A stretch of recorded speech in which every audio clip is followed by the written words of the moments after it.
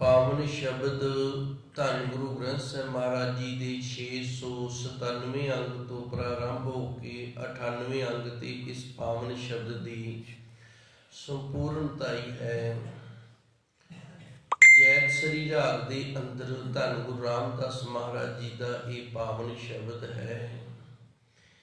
इस शब्द के अंदर धन गुरु रामदास जी ने एक जोग माता नूं बड़ी वड्डी सिक्ख्या दिती है।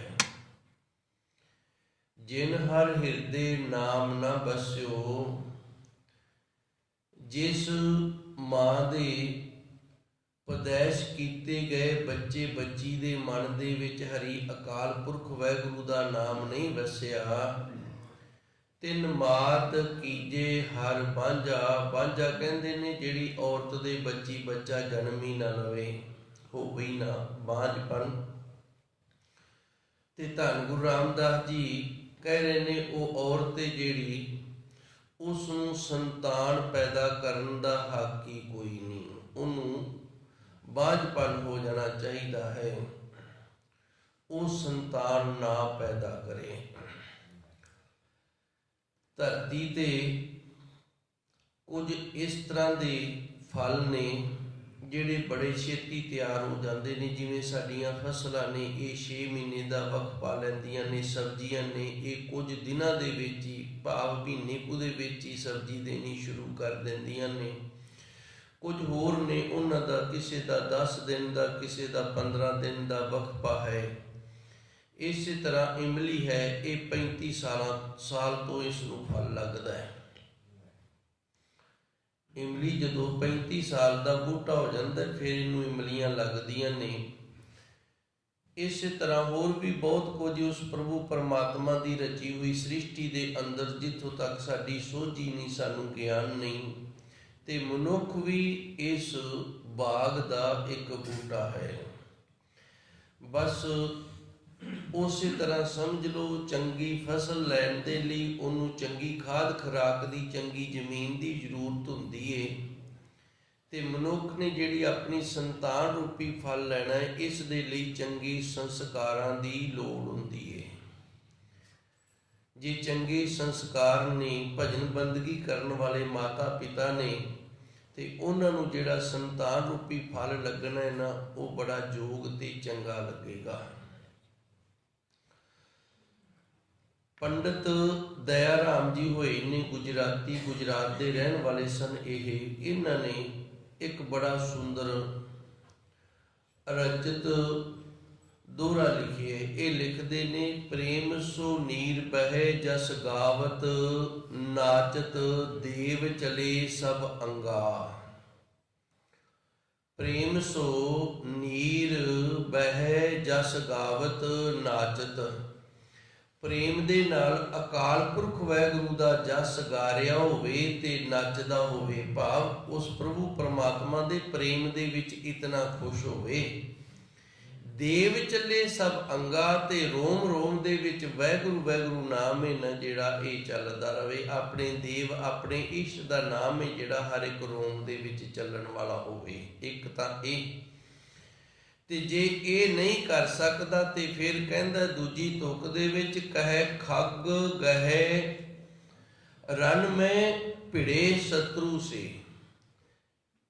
मैं एक बारी फिर शुरू तो थोड़ी मेहनत करा। पंडित दया राम जी होए ने, ये गुजरात दे सन, ते ये पंडित सन, पर पदवी इन्हां कोलों एक संत वाली सी, बड़े जोग होए ने। इन्होंने लिखिया, प्रेम सो नीर बहै जस गावत, नाचत देव चले सब अंगा। प्रभु परमात्मा दे प्रेम दे विच इतना विराग आ जाए कि नेत्रां दे विचों जल वह तुरे, ते उस दे जस गांदा होया नचदा फिरे सारे अंगां दे विचों, भाव रोम रोम दे विचों देव देव वाहिगुरू वाहिगुरू। वो देव आखदे ने, आपां वाहिगुरू आखांगे। वाहिगुरू वाहिगुरू ने जिहड़ा हर एक रोम दे विचों चल पवे। जे ये नहीं तो फिर इधर दूजे पासे होवे। कह खग गहे रन में भिड़े शत्रु से, ते जां फिर खंडा खिंच लवे ते दुश्मन दे नाल मैदाने जंग दे विच भिड़ पवे। ਕਾਵ ਚਲੇ ਅਤ ਦੰਗਾ, ਤੇ ਘਾਹ ਸਹਿਵੇ ਸਰੀਰ ਤੇ, ਯੁੱਧ ਕਰੇ ਜੰਗ ਕਰੇ ਤੇ ਉੱਥੇ ਸ਼ਹੀਦੀ ਪਾ ਜਾਵੇ, ਕਦੇ ਵੀ ਮੂੰਹ ਨਾ ਪੁੱਠਾ ਮੋੜੇ। ਬਸ ਇਹ ਦੋ ਨੇ ਜਿਹੜੇ, ਇਹ ਦੋ ਠੀਕ ਨੇ। ਤੇ ਅੱਗੇ ਉਹ ਤੀਜੇ ਦੇ ਬਾਪ ਲੈ, ਇਹ ਦੋਏ ਪੂਤ ਜਨਮੇ ਜਨਨੀ। ਬਸ ਇਹ ਦੋ ਪੁੱਤਰਾਂ ਨੂੰ ਜਨਨੀ ਨੇ ਜਨਮ ਦੇਣਾ। ਜੇ ਇਹ ਦੋ ਪੁੱਤਰਾਂ ਨੂੰ ਜਨਮ ਨਹੀਂ ਦੇ ਸਕਦੀ ਤੇ ਫਿਰ ਉਹਦੀ ਸੰਤਾਨ ਨੂੰ ਕਹਿੰਦਾ ਕੀਟ ਪਤੰਗਾ, ਕਹਿੰਦਾ ਕੀੜੇ ਮਕੌੜੇ ਤਾਂ ਫਿਰ ਬਥੇਰੇ ਜਨਮੇ ਹੋਏ ਨੇ ਦੁਨੀਆ ਤੇ, ਬਾਕੀ ਸਾਰਿਆਂ ਨੂੰ ਇਹਨੇ ਕੀੜੇ ਮਕੌੜੇ ਆਖੇ ਹੈ। ਇਸੇ ਤਰ੍ਹਾਂ ਭਗਤ ਹੋਏ ਨੇ ਭਗਤ ਤੁਲਸੀਦਾਸ ਜੀ, ਉਹ ਕਹਿੰਦੇ ਨੇ ਜਨਨੀ ਜਨੇ ਤੋਂ ਭਗਤ ਜਨ, ਇਹਨਾਂ ਨੇ 3 ਦੀ ਗਿਣਤੀ ਕੀਤੀ ਹੈ। ਭਗਤ ਤੁਲਸੀਦਾਸ ਜੀ ਨੇ ਜਿਹੜੇ, ਇਹਨਾਂ ਨੇ 3 ਦੀ ਗਿਣਤੀ ਕੀਤੀ ਹੈ। ਜਨਨੀ ਜਨੇ ਤੋਂ ਭਗਤ ਜਨ, ਕਹਿ ਦਾਤਾ ਕਹਿ ਸੂਰ, ਜਾਂ ਤਾਂ ਉਹ ਦਾਤਾ ਹੋਵੇ ਤੇ ਜਾਂ ਫਿਰ ਸੂਰਮਾ ਹੋਵੇ। ਦਾਤਾ ਉਹਨੂੰ ਆਖਿਆ ਜਾਂਦਾ ਜਿਹਦੇ ਅੰਦਰ ਲੈਣ ਦਾ ਸੁਭਾਅ ਹੀ ਨਾ ਹੋਵੇ, ਇਕੱਲਾ ਦੇਣਾ ਹੀ ਜਾਣਦਾ ਹੋਵੇ, ਉਹਨੂੰ ਦਾਤਾ ਆਖਿਆ ਜਾਂਦਾ ਹੈ। ਤੇ ਜਿਹੜੇ ਦੂਜਿਆਂ ਦੇ ਅੱਗੇ ਹੱਥ ਟੱਡ ਕੇ ਮੰਗਦੇ ਫਿਰਦੇ ਨੇ, ਉਹ ਦਾਤੇ ਨਹੀਂ ਹੈਗੇ। ਜਨਨੀ ਜਨੇ ਤੋਂ ਭਗਤ ਜਨ, ਕਹਿ ਦਾਤਾ ਕਹਿ ਸੂਰ, ਅੰਦਰ ਦੀ ਭਾਵਨਾ ਜਿੰਦੀ ਦੇਣ ਵਾਲੀ, ਉਹਨੂੰ ਦਾਤਾ ਆਖੇ। ਤੇ ਜਾਂ ਫਿਰ ਉਹ ਸੂਰਬੀਰ ਯੋਧਾ ਹੋਵੇ, ਮੈਦਾਨੇ ਜੰਗ ਦੇ ਵਿੱਚ ਉਤਰਨ ਵਾਲਾ। ਨਹੀਂ ਤੋ ਜਨਨੀ ਬਾਜ ਰਹਿ ਕਾਹੇ ਗਵਾਵੇ ਨੂਰ, ਤੇ ਨਹੀਂ ਤਾਂ ਫਿਰ ਇਹ ਔਰਤ ਹੈ ਨਾ ਜਿਹੜੀ, ਇਹ ਬਾਝ ਰਵੇ ਜੋ ਪਰਮਾਤਮਾ ਨੇ ਇਹਨੂੰ ਨੂਰ ਦਿੱਤਾ ਹੈ ਨਾ, ਸੰਤਾਨ ਪੈਦਾ ਕਰਨ ਵਾਲਾ, ਇਹ ਨਾ ਗਵਾਵੇ। ਇਹਨੇ 3 ਦੀ ਗਿਣਤੀ ਕੀਤੀ ਹੈ। ਜਨਨੀ ਜਨੇ ਤੋਂ ਭਗਤ ਜਨ, ਜਾਂ ਫਿਰ ਭਗਤੀ ਕਰਨ ਵਾਲਾ ਹੋਵੇ। ਲੜ ਨਹੀਂ ਸਕਦਾ, ਡਰਪੋਕ ਕੇ ਨਹੀਂ ਜ਼ਖਮ ਸਹਾਰ ਸਕਦਾ, ਤੇ ਫਿਰ ਭਗਤੀ ਕਰਨ ਵਾਲਾ ਹੋਵੇ। ਤੇ ਭਗਤ ਉਹਨੂੰ ਆਖਿਆ ਜਾਂਦਾ ਜਿਹੜਾ ਆਪਣਾ ਸਰੀਰ ਪਰਮਾਤਮਾ ਦੇ ਲੇਖੇ ਲਾ ਦਿੰਦਾ ਹੈ। ਅਬ ਕੀ ਬਾਰ ਬਖਸ਼ ਬੰਦੇ ਕੋ ਬਹੁਰ ਨਾ ਪਹੁੰਚਲ ਫੇਰਾ, ਜਿਹਨੇ ਆਪਣਾ ਤਨ ਤੇ ਮਨ ਉਸ ਪ੍ਰਭੂ ਨੂੰ ਅਰਪਣ ਕਰ ਦਿੱਤਾ ਵੀ ਇਹ ਤੇਰਾ ਹੀ ਹੈ ਤੇ ਤੇਰੇ ਲਈ ਹੈ, ਤੇਰੀ ਭਜਨ ਬੰਦਗੀ ਕਰਨੀ, ਉਹਨੂੰ ਭਗਤ ਆਖਿਆ ਜਾਂਦਾ ਹੈ। ਇਸ ਤਰ੍ਹਾਂ ਅੱਜ ਧੰਨ ਗੁਰੂ ਰਾਮਦਾਸ ਮਹਾਰਾਜ ਜੀ ਸੱਚੇ ਸਤਿਗੁਰ ਕਿਰਪਾ ਕਰ ਰਹੇ ਨੇ। ਜਿਨ ਹਰ ਹਿਰਦੇ ਨਾਮ ਨਾ ਬਸਿਓ, ਜਿਨ੍ਹਾਂ ਦੇ ਹਿਰਦੇ ਦੇ ਵਿੱਚ ਹਰੀ ਅਕਾਲ ਪੁਰਖ ਵਾਹਿਗੁਰੂ ਦੇ ਨਾਮ ਨੇ ਵਾਸਾ ਹੀ ਨਹੀਂ ਕੀਤਾ, ਜਿਨ੍ਹਾਂ ਨੇ ਕਦੀ ਵਾਹਿਗੁਰੂ ਨਹੀਂ ਆਖਿਆ। ਤਿਨ ਮਾਤ ਕੀਜੇ ਹਰ ਬਾਂਝਾ, ਉਹਨਾਂ ਦੀ ਮਾਤਾ ਨੂੰ ਸੰਤਾਨ ਪੈਦਾ ਕਰਨ ਦਾ ਹੱਕ ਨਹੀਂ ਹੋਣਾ ਚਾਹੀਦਾ ਹੈ ਜੀ। ਤਿਨ ਸੁਣੀ ਦੇਹ ਫਿਰਹਿ ਬਿਨ ਨਾਵੈ, ਓਏ ਖਬ ਖਬ ਮੋਏ ਕਰਾਂਝਾ। ਅੱਗੇ ਧੰਨ ਗੁਰੂ ਰਾਮਦਾਸ ਜੀ ਰਹਿਮਤ ਕਰਦੇ ਨੇ, ਜਿਹੜਾ ਪ੍ਰਾਣੀ, ਜਿਹੜਾ ਜੀਵ ਹਰੀ ਅਕਾਲ ਪੁਰਖ ਵਾਹਿਗੁਰੂ ਦਾ ਨਾਮ ਨਹੀਂ ਜਪ ਸਕਦਾ, ਉਸ ਦਾ ਸਿਮਰਨ ਨਹੀਂ ਕਰ ਸਕਦਾ, ਉਸ ਦਾ ਸਰੀਰ ਹੈ ਜਿਹੜਾ ਉਹ ਸੁੰਨਾ ਹੈ, ਖਾਲੀ ਹੈ, ਸਕਣਾ ਹੈ। ਸੁੰਨਾ ਜਿੱਥੇ ਕੁਝ ਵੀ ਨਾ ਹੋਵੇ ਉਹਨੂੰ ਸੁੰਨਸਾਨ ਆਖਿਆ ਜਾਂਦਾ ਹੈ। ਪ੍ਰਭੂ ਪਰਮਾਤਮਾ ਦੇ ਨਾਮ ਤੋਂ ਬਿਨਾਂ ਸਾਡਾ ਸਰੀਰ ਸੁੰਨਸਾਨ ਹੈ, ਇਹ ਸੁੰਨਾ ਹੈ। ਤਿੰਨ ਸੁਣੀ ਦੇ ਫਿਰੇ ਬਿਨ ਨਾਵੇ, ਨਾਮ ਤੋਂ ਬਿਨਾ ਪ੍ਰਭੂ ਭਜਨ ਭਗਤੀ ਬੰਦਗੀ ਤੋਂ ਬਿਨਾ ਪਾਠ ਪੂਜਾ ਤੋਂ ਬਿਨਾ ਸਰੀਰ ਸੁਣਨਾ ਹੈ। ਓਏ ਖਾਪਕਾ ਮੋਏ ਕਰਾਂਝਾ, ਖਾਪ ਖਾਪ, ਬਿਨਾ ਬੰਦਗੀ ਤੋਂ ਬਿਨਾ ਸਿਮਰਨ ਤੋਂ ਬਾਕੀ ਸਾਰਾ ਹੀ ਖਪਾਏ ਜੋ ਵੀ ਅਸੀਂ ਕਰਦੇ ਹਾਂ। ਜੇ ਭਜਨ ਬੰਦਗੀ ਕਰਦੇ ਹਾਂ ਤੇ ਸਰੀਰ ਦੀਆਂ ਲੋੜਾਂ ਪੂਰੀਆਂ ਕਰਨ ਵਾਸਤੇ ਕੁਝ ਕਰਦੇ ਹਾਂ, ਫਿਰ ਥੋੜਾ ਯੋਗ ਹੈ, ਠੀਕ ਹੈ, ਕਿਉਂਕਿ ਲੋੜਾਂ ਪੂਰੀਆਂ ਹੋਣਗੀਆਂ ਤੇ ਸਰੀਰ ਜਿਹੜਾ ਇਹ ਫਿਰ ਭਜਨ ਬੰਦਗੀ ਕਰੇਗਾ, ਭਜਨ ਬੰਦਗੀ ਦੇ ਵਿੱਚ ਲੱਗੇਗਾ। ਤਾਂ ਤੇ ਗੁਰੂ ਮਹਾਰਾਜ ਜੀ ਰਹਿਮਤ ਕਰਦੇ ਨੇ, ਜਿਨ੍ਹਾਂ ਦੇ ਅੰਦਰ ਹਰੀ ਅਕਾਲ ਪੁਰਖ ਵਾਹਿਗੁਰੂ ਨੇ ਵਾਸਾ ਨਹੀਂ ਕੀਤਾ, ਉਹਨਾਂ ਦੀਆਂ ਸਤਿਕਾਰਯੋਗ ਜੋ ਮਾਤਾਵਾਂ ਨੇ, ਉਹਨਾਂ ਨੂੰ ਇਹ ਹਦਾਇਤ ਹੈ ਕਿ ਉਹ ਆਪਣੀ ਸੰਤਾਨ ਹੈ ਜਿਹੜੀ ਉਹ ਪੈਦਾ ਹੀ ਨਾ ਕਰਨ। ਤੇ ਜਿਨ੍ਹਾਂ ਨੇ ਹਰੀ ਪਰਮਾਤਮਾ ਦਾ ਨਾਮ ਨਹੀਂ ਜਪਿਆ, ਤਿੰਨ ਸੁੰਜੀ ਦੇ ਫਿਰੇ ਬਿਨ ਨਾਵੇ, ਨਾਮ ਤੋਂ ਬਿਨਾ ਉਹਨਾਂ ਦਾ ਅੰਦਰ ਸੁੰਨਾ ਹੈ, ਸਖਣਾ ਹੈ, ਖਾਲੀ ਹੈ। ਉਹ ਖਾਪਕਾ ਮੋਏ ਕਰਾਂਝਾ, ਕਰਾਂਝਾ ਕਹਿੰਦੇ ਨੇ ਦੁਰਦਸ਼ਾ ਦੇ ਨਾਲ, ਉਹ ਸੰਸਾਰ ਦੇ ਅੰਦਰੋਂ ਖਪਾ ਹੋ ਕੇ ਦੁਰਦਸ਼ਾ ਦੇ ਨਾਲ ਚਲੇ ਜਾਂਦੇ ਹਨ ਜੀ। ਮੇਰੇ ਮਨ ਜਪ ਰਾਮ ਨਾਮ ਹਰ ਮਾਝਾ। ਦਾਤੇ ਧੰਨ ਗੁਰੂ ਰਾਮਦਾਸ ਜੀ ਰਹਿਮਤ ਕਰਦੇ ਨੇ, ਹੇ ਮੇਰਿਆ ਮਨਾ, ਜਪ ਜਪਣਾ ਕਰ, ਉਸ ਅਕਾਲ ਪੁਰਖ ਵਾਹਿਗੁਰੂ ਦੇ ਨਾਮ ਨੂੰ ਹਰ ਮਾਝਾ ਜੋ ਤੇਰੇ ਅੰਦਰ ਹੈ, ਮਾਝਾ ਕਹਿੰਦੇ ਨੇ ਵਿੱਚ ਵਿਚਾਲੇ ਅੰਦਰ, ਜੋ ਤੇਰੇ ਅੰਦਰ ਵਿਆਪਕ ਹੈ, ਜਿਵੇਂ ਦੁੱਧ ਦੇ ਵਿੱਚ ਘਿਓ ਵਿਆਪਕ ਹੁੰਦਾ ਹੈ, ਫੁੱਲ ਵਿੱਚ ਸੁਗੰਧੀ ਹੈ, ਉਸੇ ਤਰ੍ਹਾਂ ਹਰੀ ਅਕਾਲ ਪੁਰਖ ਵਾਹਿਗੁਰੂ ਗੁਰਮੁਖ ਪਿਆਰਿਆ ਤੇਰੇ ਅੰਦਰ ਹੈ। ਹੇ ਮੇਰੇ ਮਨ, ਤੂੰ ਉਸ ਹਰੀ ਅਕਾਲ ਪੁਰਖ ਵਾਹਿਗੁਰੂ ਨੂੰ ਜਪਣਾ ਕਰ।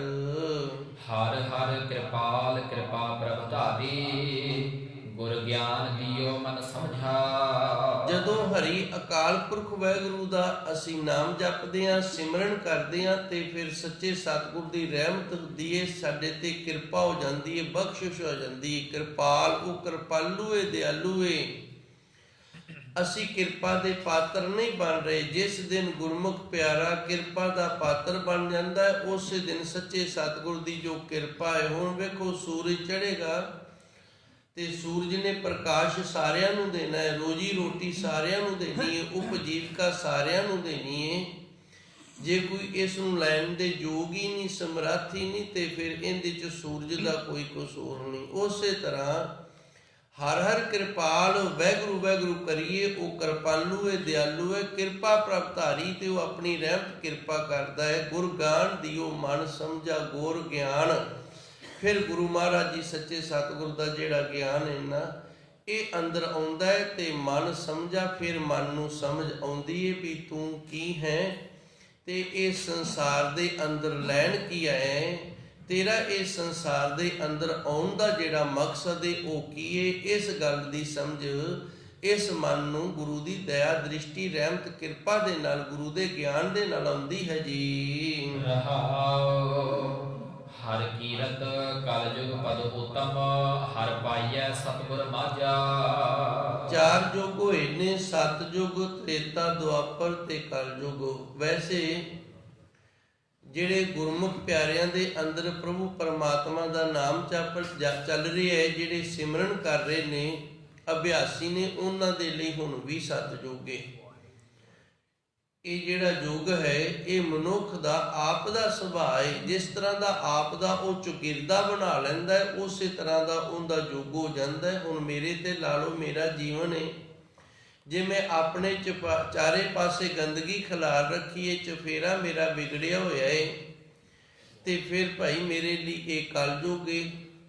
ਤੇ ਜੇ ਮੈਂ ਆਪਣੇ ਚੁਗਿਰਦੇ ਨੂੰ, ਆਪਣੇ ਚਫੇਰੇ ਨੂੰ ਸਾਫ਼ ਸੁਥਰਾ ਰੱਖਿਆ ਹੈ, ਤੇ ਫਿਰ ਮੇਰੇ ਲਈ ਇਹ ਸਤਿਯੁਗ ਹੈ।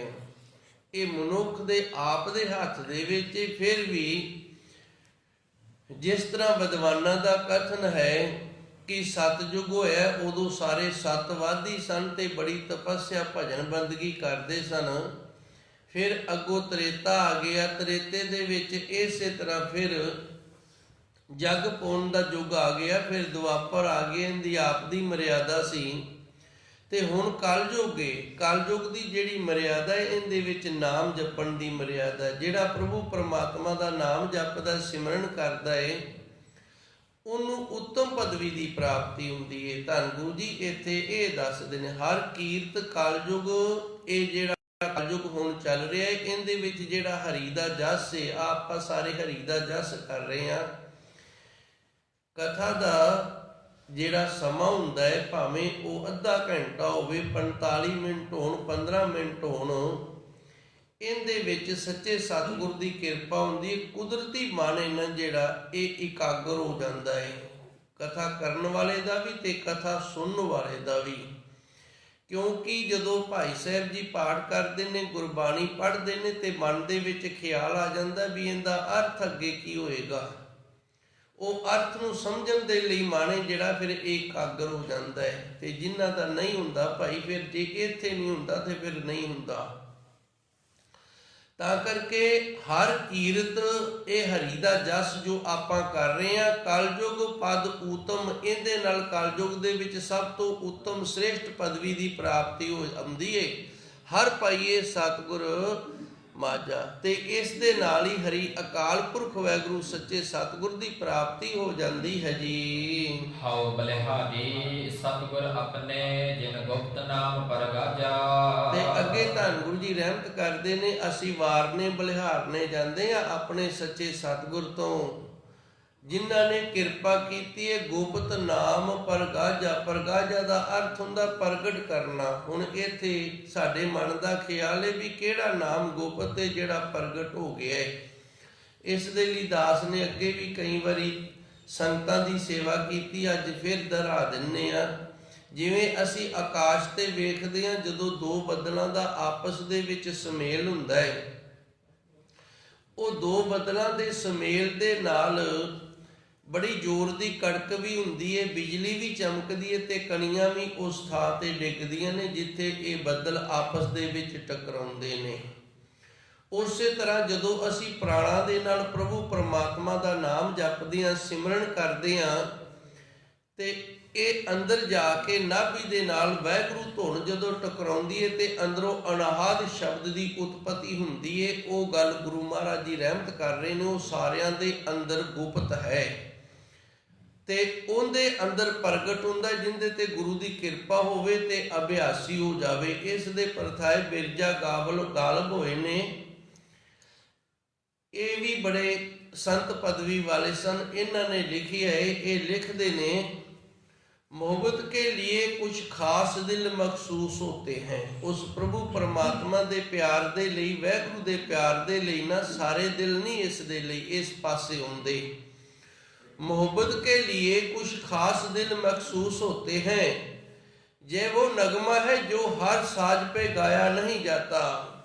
ਇਹ ਪ੍ਰਭੂ ਪਰਮਾਤਮਾ ਦੀ ਭਗਤੀ ਵਾਲਾ, ਉਸਦੇ ਪ੍ਰੇਮ ਵਾਲਾ ਇਹ ਭਾਈ ਉਹ ਨਗਮਾ ਜਿਹੜਾ ਹਰ ਸਾਜ਼ ਤੇ ਨਹੀਂ ਗਾਇਆ ਜਾ ਸਕਦਾ, ਭਾਵ ਹਰ ਦਿਲ ਦੇ ਵਿੱਚ ਨਹੀਂ ਇਹ ਗਾਇਨ ਕੀਤਾ ਜਾਂਦਾ, ਹਰ ਸਰੀਰ ਨੂੰ ਇਸ ਦੀ ਪ੍ਰਾਪਤੀ ਨਹੀਂ ਹੁੰਦੀ।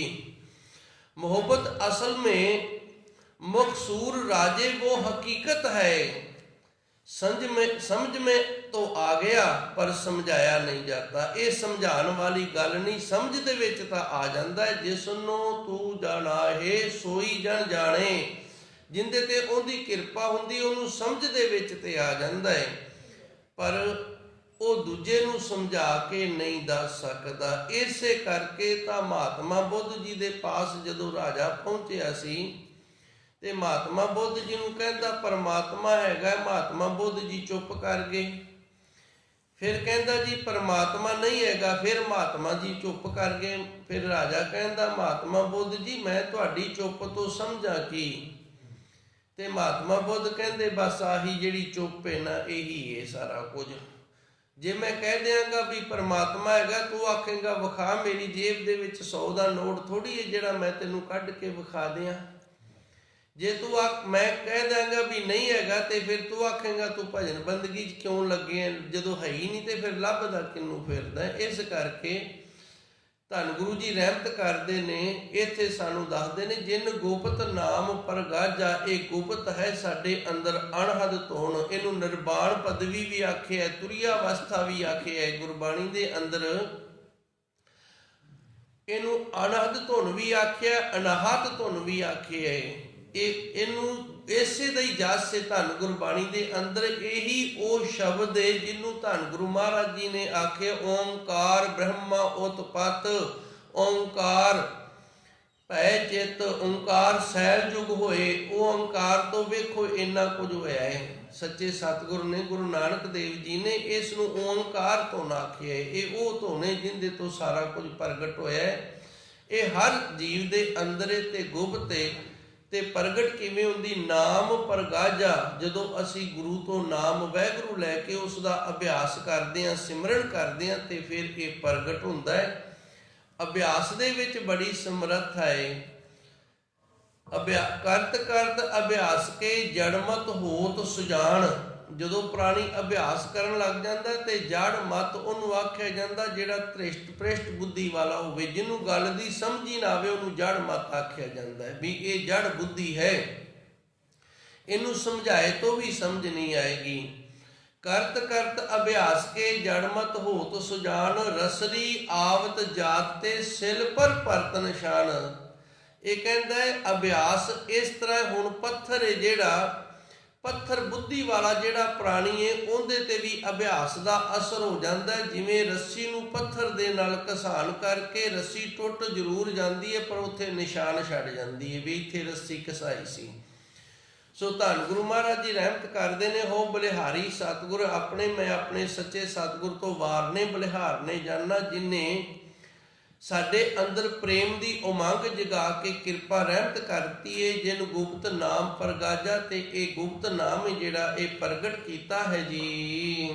ਦਰਸ਼ਨ ਸਾਧ ਮਿਲਿਓ ਵਡ ਭਾਗੀ, ਸਭ ਕਿਲ ਵਿਖ ਗਏ ਗਵਾਜਾ।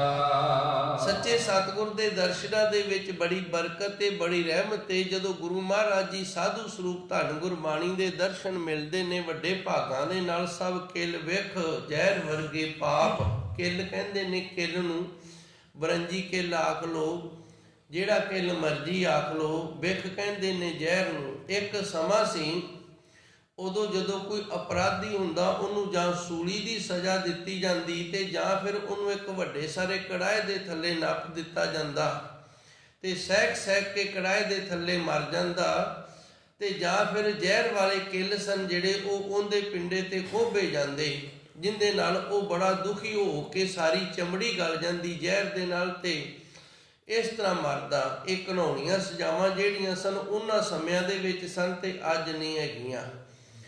ਹੁਣ ਗੁਰੂ ਮਹਾਰਾਜ ਜੀ ਇੱਥੇ ਸਾਨੂੰ ਦੱਸਦੇ ਨੇ ਕਿਲ ਵਿਖ ਗਏ ਗਵਾਜਾ, ਸਾਡੇ ਕੀਤੇ ਹੋਏ ਪਾਪ ਸਾਨੂੰ ਇਸ ਤਰ੍ਹਾਂ ਦੁੱਖ ਦਿੰਦੇ ਨੇ ਜਿਵੇਂ ਜ਼ਹਿਰ ਵਾਲੇ ਕਿੱਲ ਹੁੰਦੇ ਨੇ, ਉਹ ਦੁਖੀ ਕਰਦੇ ਨੇ, ਉਹ ਦੁੱਖ ਦਿੰਦੇ ਨੇ, ਉਹਦੇ ਨਾਲ ਸਰੀਰ ਗਲਦਾ ਹੈ, ਉਹਦੇ ਨਾਲ ਅਸੀਂ ਦੁੱਖ ਪਾਉਂਦੇ ਹਾਂ। ਉਸ ਤਰ੍ਹਾਂ ਸਾਡੇ ਕੀਤੇ ਹੋਏ ਪਾਪ ਨੇ ਜਿਹੜੇ, ਉਹਨਾਂ ਦੀ ਸਾਨੂੰ ਸਜ਼ਾ ਮਿਲ ਰਹੀ ਸੀ, ਪਰ ਗੁਰੂ ਦੀ ਰਹਿਮਤ ਅਪਾਰ ਬਖਸ਼ਿਸ਼ ਕਿਰਪਾ ਦਰਸ਼ਨ ਸਾਧ ਮਿਲਿਓ ਵਡ ਭਾਗੀ, ਵੱਡੇ ਭਾਗਾਂ ਨਾਲ ਸਾਧੂ ਸਰੂਪ ਧੰਨ ਗੁਰਬਾਣੀ ਦੇ ਦਰਸ਼ਨ ਹੋ ਗਏ ਨੇ, ਜਿੰਦੇ ਨਾਲ ਸਾਡੇ ਇਸ ਤਰ੍ਹਾਂ ਦੇ ਕੀਤੇ ਹੋਏ ਪਾਪ ਜਿਹੜੇ ਨੇ ਉਹ ਨਾਸ ਹੋ ਗਏ ਹਨ ਜੀ। ਸਤਿਗੁਰ ਸਾਹਿਬ ਪਾਇਆ ਵਡਦਾਣਾ, ਹਰ ਕੀਏ ਬਹੁ ਗੁਣ ਸਾਜਾ। ਸੱਚੇ ਸਤਿਗੁਰ ਸ਼ਾਹੋ ਪਾਤਸ਼ਾਹ ਦੇ ਪਾਤਸ਼ਾਹ ਨੇ ਤੇ ਦਾਨ ਦੇਣ ਵਾਲੇ ਨੇ, ਇਹਨਾਂ ਦੀ ਪ੍ਰਾਪਤੀ ਦੇ ਨਾਲ ਬਹੁ ਗੁਣ ਸਾਂਝਾ, ਤੇ ਗੁਰੂ ਦੇ ਨਾਲ ਬੜੇ ਗੁਣਾਂ ਦੀ ਸਾਂਝ ਪੈ ਗਈ ਏ। ਗੁਣਾਂ ਦੀ ਸਾਂਝ ਮਨੁੱਖ ਦਾ ਜੀਵਨ ਹੈ ਜਿਹੜਾ ਅਸੀਂ ਵੇਖਦੇ ਹਾਂ ਨਾ, ਕਈਆਂ ਦੀ ਸਾਰੀ ਉਮਰ ਲੰਘ ਜਾਂਦੀ ਹੈ ਵਰਤਦਿਆਂ ਦੀ, ਕਦੇ ਰੌਲਾ ਨਹੀਂ ਪਿਆ, ਤੇ ਕਈ ਨੇ ਜਿਹੜੇ ਉਹ 4 ਕੁ ਦਿਨਾਂ ਬਾਅਦ 4 ਕੁ ਦਿਨ ਇਕੱਠੇ ਰਹਿ ਕੇ 4 ਕੁ ਦਿਨਾਂ ਬਾਅਦ ਫਿਰ ਇੱਕ ਦੂਜੇ ਤੋਂ ਦੂਰ ਹੋ ਜਾਂਦੇ ਨੇ, ਜਿੱਥੇ ਸੱਜਣ ਹੁੰਦੇ ਨੇ ਉੱਥੇ ਦੁਸ਼ਮਣ ਵੀ ਬਣ ਜਾਂਦੇ ਨੇ। ਇਹ ਸਾਰੀ ਗੁਣਾਂ ਦੀ ਸਾਂਝ ਹੈ। ਇੱਕ ਬੰਦਾ ਉਹ ਇਮਾਨਦਾਰ ਹੈ, ਸੱਚ ਬੋਲਣ ਵਾਲਾ ਹੈ, ਤੇ ਕੁਦਰਤੀ ਉਹਦਾ ਕਿਸੇ ਨਾਲ ਵਿਹਾਰ ਪੈ ਗਿਆ ਇਸ ਤਰ੍ਹਾਂ ਦੇ ਤਰੀਕੇ ਦਾ ਲੈਣ ਦੇਣ ਦਾ। ਹੁਣ ਦੂਜਾ ਜਿਹੜਾ ਉਹ ਸੱਚ ਨਹੀਂ ਬੋਲਦਾ, ਉਹ ਬੇਈਮਾਨੀ ਵੀ ਕਰਦਾ, ਤੇ ਫਿਰ ਇਹਨਾਂ ਦੇ ਗੁਣਾਂ ਦੀ ਸਾਂਝ ਨਹੀਂ ਨਾ ਹੈਗੀ। ਗੁਣ ਵੱਖਰੇ ਵੱਖਰੇ ਹੋ ਗਏ, ਇੱਕ ਦਾ ਗੁਣ ਬੇਈਮਾਨੇ ਵਾਲਾ ਹੋ ਗਿਆ, ਦੂਸਰੇ ਦਾ ਗੁਣ ਹੈ ਜਿਹੜਾ ਸੱਚ ਵਾਲਾ ਹੋ ਗਿਆ, ਇਹਨਾਂ ਦੀ ਨਹੀਂ ਨਿਭੇਗੀ, ਅੱਡ ਅੱਡ ਹੋ ਗਏ ਦੋਵੇਂ ਗੁਣ। ਇਸੇ ਤਰ੍ਹਾਂ ਧੰਨ ਗੁਰੂ ਮਹਾਰਾਜ ਜੀ ਰਹਿਮਤ ਕਰਦੇ ਨੇ, ਸੱਚੇ ਸਾਹਿਬ ਕਿਰਪਾ ਕਰਦੇ ਨੇ ਗੁਰੂ ਜੀ। ਸਤਿਗੁਰ ਸਾਹੋ ਪਾਇਆ ਵੱਡ ਦਾਣਾ, ਵੱਡਾ ਦਾਨ ਦੇਣ ਵਾਲਾ ਸੱਚਾ ਸਤਿਗੁਰ ਸ਼ਾਹੂਕਾਰ ਹੈ। ਹਰ ਹਰੀ ਅਕਾਲ ਪੁਰਖ ਵਾਹਿਗੁਰੂ ਦੇ ਜਿਹੜੇ ਗੁਣ ਨੇ ਕੀਏ ਬਹੁ ਗੁਣ ਸਾਂਝਾ, ਤੇ ਇਸ ਤਰ੍ਹਾਂ ਗੁਰੂ ਦੇ ਨਾਲ ਗੁਣਾਂ ਦੀ ਸਾਂਝ ਪੈ ਗਈ ਏ। ਗੁਰੂ ਦੇ ਨਾਲ ਗੁਣਾਂ ਦੀ ਸਾਂਝ ਪੈ ਗਈ ਏ, ਭਾਵ ਜਿਹੜੇ ਗੁਣ ਗੁਰੂ ਦੇ ਵਿੱਚ ਨੇ ਉਹੀ ਗੁਣ ਗੁਰੂ ਨੇ ਗੁਰਸਿੱਖ ਨੂੰ ਬਖਸ਼ਿਸ਼ ਕਰ ਦਿੱਤੇ ਨੇ, ਜਿਸ ਕਰਕੇ ਗੁਰੂ ਤੇ ਗੁਰਸਿੱਖ ਇੱਕ ਹੋ ਗਏ ਨੇ। ਤੇ ਜੇ ਗੁਰੂ ਦੇ ਗੁਣ ਦਾ ਦੈਵੀ ਗੁਣ ਨੇ ਤੇ ਸਿੱਖ ਜਿਹੜਾ ਉਹਦੇ ਵਿੱਚ ਜਿਹੜੇ ਨੇ ਵਕਾਰੀ ਗੁਣ ਹੋਣ, ਤੇ ਫਿਰ ਇਹਨਾਂ ਦਾ ਤਾਲਮੇਲ ਥੋੜੀ ਬੈਠੇਗਾ, ਫਿਰ ਤਾਂ ਇੱਕ ਦੂਜੇ ਦੇ ਉਲਟ ਹੋ ਜਾਣਗੇ ਨਾ। ਜਿਵੇਂ ਅਸੀਂ ਸੰਸਾਰ ਦੇ ਵਿੱਚ ਇੱਕ ਦੂਜੇ ਦੇ ਉਲਟ ਹੋ ਜਾਂਦੇ, ਇੱਕ ਦੂਜੇ ਨਾਲ ਸਾਡੇ ਵਿਚਾਰ ਨਹੀਂ ਰਲਦੇ, ਫਿਰ ਵਿਹਾਰ ਨਹੀਂ ਰਲਦੇ। ਸੋ ਗੁਰੂ ਮਹਾਰਾਜ ਜੀ ਸੱਚੇ ਸਤਿਗੁਰ ਇਸ ਤਰ੍ਹਾਂ ਸਾਨੂੰ ਸਮਝਾ ਰਹੇ ਨੇ, ਜਿਹੜੇ ਗੁਣ ਸੱਚੇ ਸਤਿਗੁਰੂ ਦੇ ਵਿੱਚ ਆਪ ਨੇ, ਉਹ ਬੜਾ ਵੱਡਾ ਸ਼ਾਹੂਕਾਰ ਹੈ, ਉਹਨੇ ਸਾਨੂੰ ਦਾਨ ਦੇ ਕੇ ਆਪਣੇ ਗੁਣ ਦੇ ਦਿੱਤੇ ਨੇ, ਤੇ ਆਪਣੇ ਗੁਣ ਦੇ ਕੇ ਆਪ ਵਰਗਾ ਕਰ ਲਿਆ, ਤੇ ਸਾਡੀ ਗੁਣਾਂ ਦੀ ਜਿਹੜੀ ਹੈ ਨਾ ਉਹ ਸਾਂਝ ਬਣ ਗਈ ਹੈ ਜੀ। ਜਿਨ ਕਉ ਕਿਰਪਾ ਕਰੀ ਜਗ ਜੀਵਨ, ਹਰ ਉਰ ਧਾਰਿਓ ਮਨ ਮਾਝਾ। ਜਗ ਜੀਵਨ, ਸਾਰੇ ਜਗ ਨੂੰ ਜੀਵਨ ਦੇਣ ਵਾਲਾ ਅਕਾਲ ਪੁਰਖ ਵਾਹਿਗੁਰੂ ਹੈ। ਵੇਖੋ ਸਵਾਸ ਚੱਲ ਰਹੇ ਨੇ ਹਵਾ ਦੇ ਨਾਲ, ਹਵਾ ਚੱਲਦੀ ਹੈ ਤੇ ਸਾਨੂੰ ਸਵਾਸ ਮਿਲਦੇ ਨੇ, ਆਕਸੀਜਨ ਮਿਲਦੀ ਹੈ, ਜਿਸ ਦੇ ਨਾਲ ਜੀਵਨ ਹੈ। ਇਸੇ ਤਰ੍ਹਾਂ ਧਰਤੀ ਤੋਂ ਸਾਨੂੰ ਅਣਕ ਪ੍ਰਕਾਰ ਦੇ ਪਦਾਰਥ ਹਾਸਲ ਹੁੰਦੇ ਨੇ, ਜਿਨ੍ਹਾਂ ਨਾਲ ਖਾ ਕੇ ਅਸੀਂ ਸਰੀਰ ਦੀ ਊਰਜਾ ਦੀ ਪੂਰਤੀ ਕਰਦੇ ਹਾਂ। ਇਹ ਸਾਨੂੰ ਜੀਵਨ ਦੇਣ ਵਾਲਾ ਹੈ ਇਸ ਜੱਗ ਦੇ ਅੰਦਰ। ਜਿਨ ਕੋ ਕਿਰਪਾ ਕਰੀ ਜਗ ਜੀਵਨ, ਉਸ ਪ੍ਰਭੂ ਪਰਮਾਤਮਾ ਅਕਾਲ ਪੁਰਖ ਵਾਹਿਗੁਰੂ ਜੋ ਸਾਰਿਆਂ ਨੂੰ ਜ਼ਿੰਦਗੀ ਦੇ ਰਿਹਾ, ਜਿੰਦੇ ਉੱਤੇ ਉਹ ਆਪਣੀ ਵੱਖਰੀ ਦਇਆ ਦ੍ਰਿਸ਼ਟੀ ਕਰ ਦਿੰਦਾ ਹੈ। ਹਰ ਉਰ ਧਾਰਿਓ ਮਨ ਮਾਂਝਾ, ਉਹਨਾਂ ਦੇ ਮਨ ਦੇ ਵਿੱਚ ਹਰੀ ਅਕਾਲ ਪੁਰਖ ਵਾਹਿਗੁਰੂ ਵਸ ਜਾਂਦਾ ਹੈ। ਉਹਨਾਂ ਦਾ ਮਨ ਹਰੀ ਨੂੰ ਧਾਰਨ ਕਰਦਾ ਹੈ। ਹਰ ਉਰ ਕਹਿੰਦੇ ਨੇ ਹਿਰਦੇ ਨੂੰ ਧਾਰਿਓ ਦਾ ਅਰਥ ਹੁੰਦਾ ਧਾਰਨ ਕਰ ਲੈਣਾ। ਆ ਜਿਵੇਂ ਆਪਾਂ ਸ੍ਰੀ ਸਾਹਿਬ ਧਾਰਨ ਕੀਤੀ ਹੈ, ਬਾਣਾ ਧਾਰਨ ਕੀਤਾ, ਕੇਸ ਧਾਰੀਆਂ ਅਸੀਂ, ਇਸੇ ਤਰ੍ਹਾਂ ਹੁਣ ਹਿਰਦਾ ਜਿਹੜਾ ਹਰੀ ਅਕਾਲ ਪੁਰਖ ਵਾਹਿਗੁਰੂ ਨੂੰ ਮਨ ਦੇ ਵਿੱਚ ਵਸਾ ਲੈਂਦਾ ਹੈ ਜੀ। ਧਰਮ ਰਾਏ ਦਰ ਕਾਗਦ ਫਾਰੇ, ਜਨ ਨਾਨਕ ਲੇਖਾ ਸਮਝਾ। ਹੁਣ ਧਰਮਰਾਜ ਜਿਹੜਾ ਉਹਦਾ ਕਰਮ ਹੈ ਲੇਖਾ ਤੇ ਜੋਖਾ ਕਰਨਾ। ਹੁਣ ਧਰਮਰਾਜ ਨੇ ਕਾਗਜ਼ ਪਾੜ ਦਿੱਤੇ ਨੇ, ਉਹ ਲੇਖਾ ਨਹੀਂ ਲੈ ਸਕਦਾ। ਤੇ ਪਾੜੇ ਕਿਵੇਂ ਨੇ? ਜਨ ਨਾਨਕ ਲੇਖਾ ਸਮਝਾ, ਉਹਨੂੰ ਗੱਲ ਸਮਝ ਦੇ ਵਿੱਚ ਆ ਗਈ ਹੈ ਵੀ ਇਹ ਪ੍ਰਭੂ ਪਰਮਾਤਮਾ ਦਾ ਰੂਪ ਹੋ ਗਿਆ ਹੈ, ਇਸ ਵਾਹਿਗੁਰੂ ਦਾ ਸੇਵਕ ਹੋ ਗਿਆ, ਇਹਨੇ ਆਪਣੇ ਅੰਦਰ ਉਸ ਪ੍ਰਭੂ ਪਰਮਾਤਮਾ ਨੂੰ ਵਸਾ ਲਿਆ, ਜਿਸ ਕਰਕੇ ਹੁਣ ਨਾ ਤਾਂ ਸੰਚਿਤ ਤੇ ਨਾ ਕਿਰੇਮਾਨ, ਇਹ ਦੋਵੇਂ ਪ੍ਰਕਾਰ ਦੇ ਜਿਹੜੇ ਕਰਮ ਨੇ ਇਹ ਨਾਸ ਹੋ ਗਏ ਨੇ। ਪ੍ਰਾਰਬਧ ਸਰੀਰ ਦੇ ਨਾਸ ਹੋਣ ਨਾਲ ਨਾਸ ਹੋਣਗੇ, ਉਦੋਂ ਪਹਿਲਾਂ ਨਹੀਂ ਹੁੰਦੇ, ਕਿਉਂਕਿ ਪ੍ਰਾਰਬਧ ਜਿਹੜੀ ਇਹਦੇ ਕਰਕੇ ਸਾਨੂੰ ਇਹ ਸਰੀਰ ਮਿਲਿਆ। ਜਿਸ ਦਿਨ ਸਾਡੀ ਪ੍ਰਾਰਬਧ ਖਤਮ ਹੋ ਜਾਂਦੀ, ਉਸ ਦਿਨ ਸਾਡਾ ਸਰੀਰ ਜਿਹੜਾ ਹੈ ਸਾਥ ਛੱਡ ਦਿੰਦਾ ਹੈ। ਤੇ ਪ੍ਰਾਰਬਧ ਕੀ ਹੈ? ਜਿਹੜਾ ਮੈਂ ਚੁਗਣਾ ਹੈ ਇਹ ਮੇਰੀ ਪ੍ਰਾਰਬਧ ਹੈ, ਜੋ ਮੇਰੇ ਕਰਮਾਂ 'ਚ ਲਿਖਿਆ ਨਾ ਇਹ ਮੈਂ ਖਾਣਾ ਹੈ। ਤੇ ਜਿਹੜੇ ਧਰਤੀ ਤੇ ਕਰਮ ਦੇਣੇ ਨੇ ਇਹ ਮੇਰੀ ਪ੍ਰਾਰਬਧ ਹੈ, ਮੈਂ ਕਿੱਥੇ ਕਿੱਥੇ ਪੈਰਾਂ ਨੂੰ ਰੱਖਣਾ ਹੈ, ਕਿਹੜੇ ਕਿਹੜੇ ਵਸਤਰ ਨੂੰ ਧਾਰਨ ਕਰਨਾ, ਇਹ ਮੇਰੀ ਪ੍ਰਾਰਬਧ ਹੈ।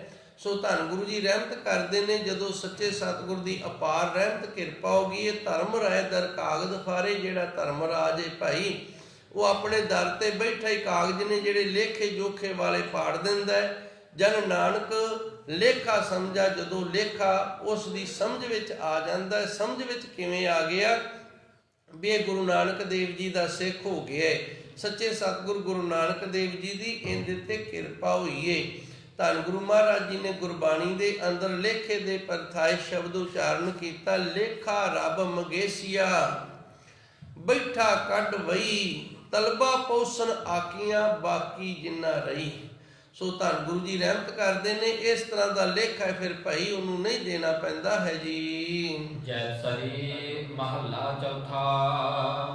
ਸਤ ਸੰਗਤ ਸਾਧ ਪਾਈ ਵਡ ਭਾਗੀ, ਮਨ ਚਲਤਾ ਭਇਓ ਅਰੂੜਾ। ਧੰਨ ਗੁਰੂ ਰਾਮਦਾਸ ਮਹਾਰਾਜ ਜੀ ਦਾ ਇਹ ਪਾਵਨ ਪਵਿੱਤਰ ਸ਼ਬਦ, ਇਹਦੇ ਵਿੱਚ ਸਤ ਸੰਗਤ ਦੀ ਵਡਿਆਈ ਕੀਤੀ ਹੈ। ਸਤ ਸੰਗਤ ਤੇ ਨਾਮ ਦੀ ਵਡਿਆਈ ਹੈ ਜਿਹੜੀ ਧੰਨ ਗੁਰੂ ਗ੍ਰੰਥ ਸਾਹਿਬ ਜੀ ਦੇ ਅੰਦਰ ਕੀਤੀ ਹੈ। ਗੁਰੂ ਦੀ ਸੇਵਾ, ਸਿਮਰਨ, ਨਾਮ ਦੀ ਵਡਿਆਈ, ਸਤ ਸੰਗਤ ਦੀ ਵਡਿਆਈ। ਸਤ ਸੰਗਤ ਗੁਰੂ ਮਹਾਰਾਜ ਜੀ ਦੀ ਉਹ ਜਮਾਤ ਹੈ ਜਿੱਥੇ ਸੱਚੇ ਸਤਿਗੁਰ ਦੀ ਅਪਾਰ ਰਹਿਮਤ ਕਿਰਪਾ ਬਖਸ਼ਿਸ਼ ਹੁੰਦੀ ਹੈ। ਸਤ ਸੰਗਤ ਇਹ ਉਹ ਸੰਗਤ ਹੈ ਜਿੱਥੋਂ ਸਾਨੂੰ ਸੱਚ ਦੀ ਪ੍ਰਾਪਤੀ ਹੁੰਦੀ ਹੈ, ਸਾਨੂੰ ਸੱਚ ਦਾ ਗਿਆਨ ਹੁੰਦਾ ਹੈ। ਸਤ ਸੰਗਤ ਸਾਧ ਪਾਈ ਵਡ ਭਾਗੀ, ਤੇ ਸਾਧ ਕਹਿੰਦੇ ਨੇ ਸਾਧਨਾ ਵਾਲਾ, ਜਿਹਨੇ ਆਪਣੇ ਮਨ ਨੂੰ ਸਾਧਿਆ ਹੋਇਆ ਹੈ। ਇੱਥੇ ਅਣ ਕੇ ਮਨ ਨਾ ਜਿਹੜਾ ਇਹ ਸਾਧਿਆ ਜਾਂਦਾ ਹੈ। ਸਤ ਸੰਗਤ ਇਹ ਵੱਡੇ ਭਾਗਾਂ ਵਾਲਾ ਸਾਧ ਜਿਹੜਾ ਉਹਨੇ ਪ੍ਰਾਪਤ ਕੀਤੀ, ਕਿਉਂਕਿ ਇੱਥੇ ਆਣ ਕੇ ਨਾ ਮਨ ਜਿਹੜਾ ਉਹ ਸਾਧਿਆ ਜਾਂਦਾ, ਮਨ ਸੁੱਧ ਹੁੰਦਾ, ਮਨ ਨੂੰ ਸੱਚ ਦੀ ਪ੍ਰਾਪਤੀ ਹੁੰਦੀ ਹੈ। ਤੇ ਇਹ ਕਿਰਿਆ ਜਿਹੜੀ ਇਹ ਵੱਡੇ ਭਾਗਾਂ ਵਾਲੇ ਦੇ ਨਾਲ ਹੁੰਦੀ। ਮਨ ਚਲਤੋ ਭਇਓ ਅਰੂੜਾ, ਨਹੀਂ ਤਾਂ ਮਨ ਭੱਜਿਆ ਫਿਰਦਾ ਹੈ। ਦਾਸ ਨੇ ਪਹਿਲੋਂ ਵੀ ਆਪ ਜੀ ਦੇ ਨਾਲ ਵਚਨ ਕੀਤੇ ਸਨ ਕਿ ਸੰਗਤ ਦੇ ਵਿੱਚ ਜਦੋਂ ਅਸੀਂ ਆਉਂਦੇ ਹਾਂ, ਕਥਾ ਸਰਵਣ ਕਰਦੇ ਹਾਂ, ਤੇ ਮਨ ਨੂੰ ਇਕਾਗਰਤਾ ਹੀ ਮਿਲਦੀ ਹੈ, ਮਨ ਇਕਾਗਰ ਹੁੰਦਾ ਹੈ। ਤੇ ਨਹੀਂ ਤਾਂ ਮਨ ਇਹਨਾਂ ਜਿਹੜਾ ਇਹ ਭੱਜਿਆ ਫਿਰਦਾ, ਕਦੀ ਕਿਤੇ ਨੂੰ ਚਲਾ ਗਿਆ, ਕਦੀ ਕਿਤੇ ਨੂੰ ਚਲਾ ਗਿਆ, ਕਿਉਂਕਿ ਗੱਲ ਦੀ ਸਮਝ ਹੀ ਤਾਂ ਆਉਂਦੀ ਹੈ ਜੇ ਮਨ ਇਕਾਗਰ ਹੋਵੇ। ਕਈ ਵਾਰੀ ਸਾਨੂੰ ਕੋਈ ਗੱਲ ਦੱਸ ਰਿਹਾ ਹੁੰਦਾ, ਜਦੋਂ ਉਹ ਗੱਲ ਦੱਸ ਰਿਹਾ ਹੁੰਦਾ ਹੈ ਸਾਡਾ ਕੁਦਰਤੀ ਧਿਆਨ ਉੱਕ ਜਾਂਦਾ, ਅਸੀਂ ਕਿਸੇ ਪਾਸੇ ਧਿਆਨ ਲੈ ਜਾਂਦੇ ਹਾਂ ਤੇ ਉਹਨੂੰ ਕਹਿੰਦੇ ਹਾਂ ਦੁਬਾਰੇ ਦੱਸੀ, ਮੈਨੂੰ ਸਮਝ ਨਹੀਂ ਲੱਗੀ। ਸਮਝ ਕਿਉਂ ਨਹੀਂ ਲੱਗੀ? ਕਿਉਂਕਿ ਉਸ ਵਕਤ ਮਨ ਜਿਹੜਾ ਜਿਹਨੇ ਸਮਝ ਲੈਣੀ ਸੀ, ਬੁੱਧੀ, ਉਹ ਉੱਥੇ ਨਹੀਂ ਸੀ, ਉਹਦੇ ਵਿੱਚ ਕੁਝ ਹੋਰ ਚੱਲ ਪਿਆ ਸੀ। ਜਦੋਂ ਕੁਝ ਹੋਰ ਚੱਲ ਪਿਆ ਸੀ ਤੇ ਫਿਰ ਤਾਂ ਕਰਕੇ ਗੱਲ ਦੀ ਸਮਝ ਨਹੀਂ ਲੱਗੀ ਵੀ ਅਗਲੇ ਨੇ ਕੀ ਆਖਿਆ। ਫਿਰ ਉੱਥੇ ਕਹਿਣਾ ਪੈਂਦਾ ਵੀ ਇੱਕ ਵਾਰੀ ਫੇਰ ਦੱਸ, ਮੈਨੂੰ ਸਮਝ ਨਹੀਂ ਆਈ। ਤਾਂ ਤੇ ਗੁਰੂ ਜੀ ਰਹਿਮਤ ਕਰਦੇ ਨੇ, ਸਤ ਸੰਗਤ ਸਾਧ ਪਾਈ ਵੱਡ ਭਾਗੀ, ਵੱਡੇ ਭਾਗਾਂ ਵਾਲਿਆਂ ਨੇ, ਸਾਧੂ ਸੰਤਾਂ ਨੇ ਸਤ ਸੰਗਤ ਦੀ ਪ੍ਰਾਪਤੀ ਕਰ ਲਈ। ਇਹ ਸੰਗਤ 'ਚ ਆਣ ਕੇ ਆਲ ਰਲ ਮਿਲ ਬੈਠੇ ਹਨ। ਮਨ ਚਲ ਤੋਂ ਭਇਆ ਰੂੜਾ, ਤੇ ਗੁਰੂ ਦੀ ਕਿਰਪਾ ਦੇ ਨਾਲ ਮਨ ਜਿਹੜਾ ਚਲਾਏ ਮਾਨ ਸੀ ਭਾਈ, ਇਹ ਸੋਝੀ ਵਾਲਾ, ਗਿਆਨ ਵਾਲਾ, ਸਮਝਦਾਰ, ਸਿਆਣਾ ਹੋ ਗਿਆ ਹੈ ਜੀ। ਅਨਹਤ ਧੁਨ ਵਾਜਹਿ ਨਿਤ ਵਾਜੇ, ਹਰ ਅੰਮ੍ਰਿਤ ਧਾਰ ਰਸ ਲੀੜਾ। ਪਿਛਲੇ ਸ਼ਬਦ ਦੇ ਵਿੱਚ ਗੁਰੂ ਮਹਾਰਾਜ ਜੀ ਨੇ ਦੱਸਿਆ ਸੀ ਗੁਪਤ ਨਾਮ ਪ੍ਰਗਟ ਜਾਬਈ, ਜਿਹੜਾ ਗੁਪਤ ਨਾਮ ਸੀ ਉਹ ਪ੍ਰਗਟ ਹੋ ਗਿਆ। ਤੇ ਇੱਥੇ ਗੁਰੂ ਮਹਾਰਾਜ ਜੀ ਦੱਸਦੇ ਨੇ ਉਹ ਗੁਪਤ ਨਾਮ ਕੀ, ਅਨਹਤ ਧੁਨ। ਇਹ ਧੁਨ 3 ਪ੍ਰਕਾਰ ਦੀ ਹੁੰਦੀ ਹੈ। ਇੱਕ ਹੁੰਦੀ ਵਰਣਾਤਮਕ, ਜਿਹੜੀ ਅੱਖਰਾਂ ਤੋਂ ਪੈਦਾ ਹੁੰਦੀ ਹੈ। ਜਿਵੇਂ ਭਾਈ ਸਾਹਿਬ ਜੀ ਪਾਠ ਕਰ ਰਹੇ ਨੇ, ਅੱਖਰ ਜਿਹੜੇ ਨੇ ਉਹਨਾਂ ਦੇ ਅਨੁਸਾਰ ਫਿਰ ਧੁਨ ਪੈਦਾ ਹੁੰਦੀ, ਇਹਨੂੰ ਵਰਣਾਤਮਕ ਧੁਨ ਆਖਿਆ ਗਿਆ ਹੈ। ਤੇ ਦੂਜੀ ਧੁਨ ਹੈ ਜਿਹੜੀ, ਉਹਨੂੰ ਆਹਤ ਆਖਿਆ ਗਿਆ ਹੈ। ਜਿਵੇਂ ਦੋ ਚੀਜ਼ਾਂ ਆਪਸ ਵਿੱਚ ਟਕਰਾਉਂਦੀਆਂ ਨੇ ਤੇ ਆਵਾਜ਼ ਨਿਕਲਦੀ ਹੈ। ਹੱਥ ਦੇ ਨਾਲ ਹੱਥ ਟਕਰਾਏਗਾ, ਬੂਹੇ ਨਾਲ ਬੂਹਾ ਟਕਰਾਏਗਾ, ਲੋਹੇ ਦੇ ਨਾਲ ਲੋਹਾ ਟਕਰਾਏਗਾ ਤੇ ਧੁਨ ਨਿਕਲੇਗੀ। ਇਹ ਜਿਹੜੀ ਧੁਨ ਹੈ ਨਾ, ਇਹਨੂੰ ਆਹ ਧੁਨ ਆਖੀ ਹੈ। ਤੇ ਇਹ ਜਿਹੜੀ ਤੀਜੀ ਧੁਨ ਹੈ, ਇਹਨੂੰ ਅਨਹਤ ਧੁਨ ਆਖਿਆ। ਇਹ ਕਿਸੇ ਦੇ ਨਾਲ ਟਕਰਾ ਕੇ ਜਾਂ ਅੱਖਰਾਂ ਦੇ ਨਾਲ ਨਹੀਂ ਪੈਦਾ ਹੁੰਦੀ, ਨਾ ਹੀ ਤਾਂ ਇਹ ਅੱਖਰਾਂ ਵਾਲੀ ਧੁਨ ਹੈ ਤੇ ਨਾ ਹੀ ਇਹ ਕਿਸੇ ਚੀਜ਼ ਦੇ ਨਾਲ ਟਕਰਾ ਕੇ ਪੈਦਾ ਹੋਣ ਵਾਲੀ ਧੁਨ ਹੈ। ਇਹ ਜਿਵੇਂ ਪ੍ਰਭੂ ਪਰਮਾਤਮਾ ਸੁਤੇ ਪ੍ਰਕਾਸ਼ ਹੈ ਨਾ, ਉਸੇ ਤਰ੍ਹਾਂ ਇਹ ਧੁਨ ਵੀ ਸੁਤੇ ਪ੍ਰਕਾਸ਼ ਹੈ। ਅਣਹਤ ਧੁਨ ਵਾਜੇ ਨਿਤ ਵਾਜੇ। ਹੁਣ ਅੰਦਰ ਜਿਹੜੀ ਅਣਹਤ ਧੁਨ ਹੈ ਉਹ ਚੱਲਣ ਲੱਗ ਪਈ ਹੈ।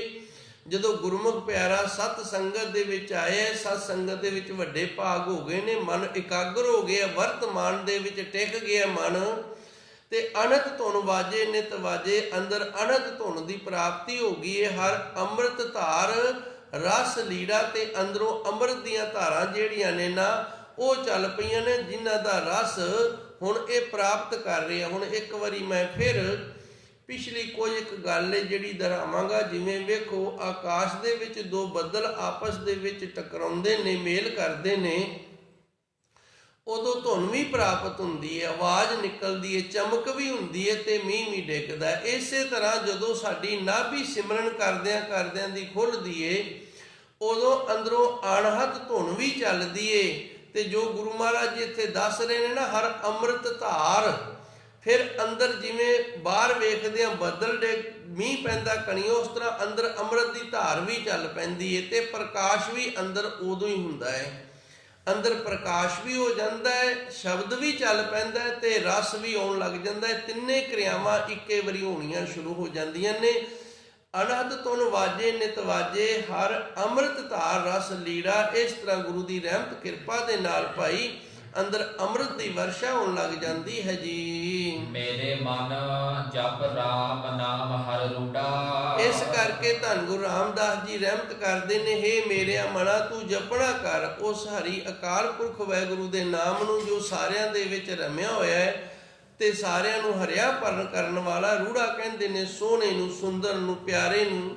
ਸਭ ਤੋਂ ਪਿਆਰਾ, ਸੋਹਣਾ, ਸੁੰਦਰ ਹਰੀ ਅਕਾਲ ਪੁਰਖ ਵਾਹਿਗੁਰੂ ਦਾ ਨਾਮ ਹੈ ਜੀ। ਮੇਰਾ ਮਨ ਤਨ ਪ੍ਰੀਤ ਲਗਾਈ, ਸਤਿਗੁਰ ਹਰ ਮਿਲਿਓ ਲਾਏ ਝਪੀੜਾ। ਤੇ ਗੁਰੂ ਜੀ ਰਹਿਮਤ ਕਰਦੇ ਨੇ, ਸਾਡੇ ਅੰਦਰ ਪ੍ਰੀਤ ਹੈ ਜਿਹੜੀ ਇਹ ਸੱਚੇ ਸਤਿਗੁਰ ਨੇ ਲਾਈ ਏ। ਇਹ ਪਿਆਰ ਦੇ ਪਰਥਾਏ ਬੜੇ ਬੜੇ ਵਿਦਵਾਨਾਂ ਨੇ, ਸੰਤਾਂ ਮਹਾਂਪੁਰਸ਼ਾਂ ਨੇ ਬਹੁਤ ਕੁਝ ਲਿਖਿਆ।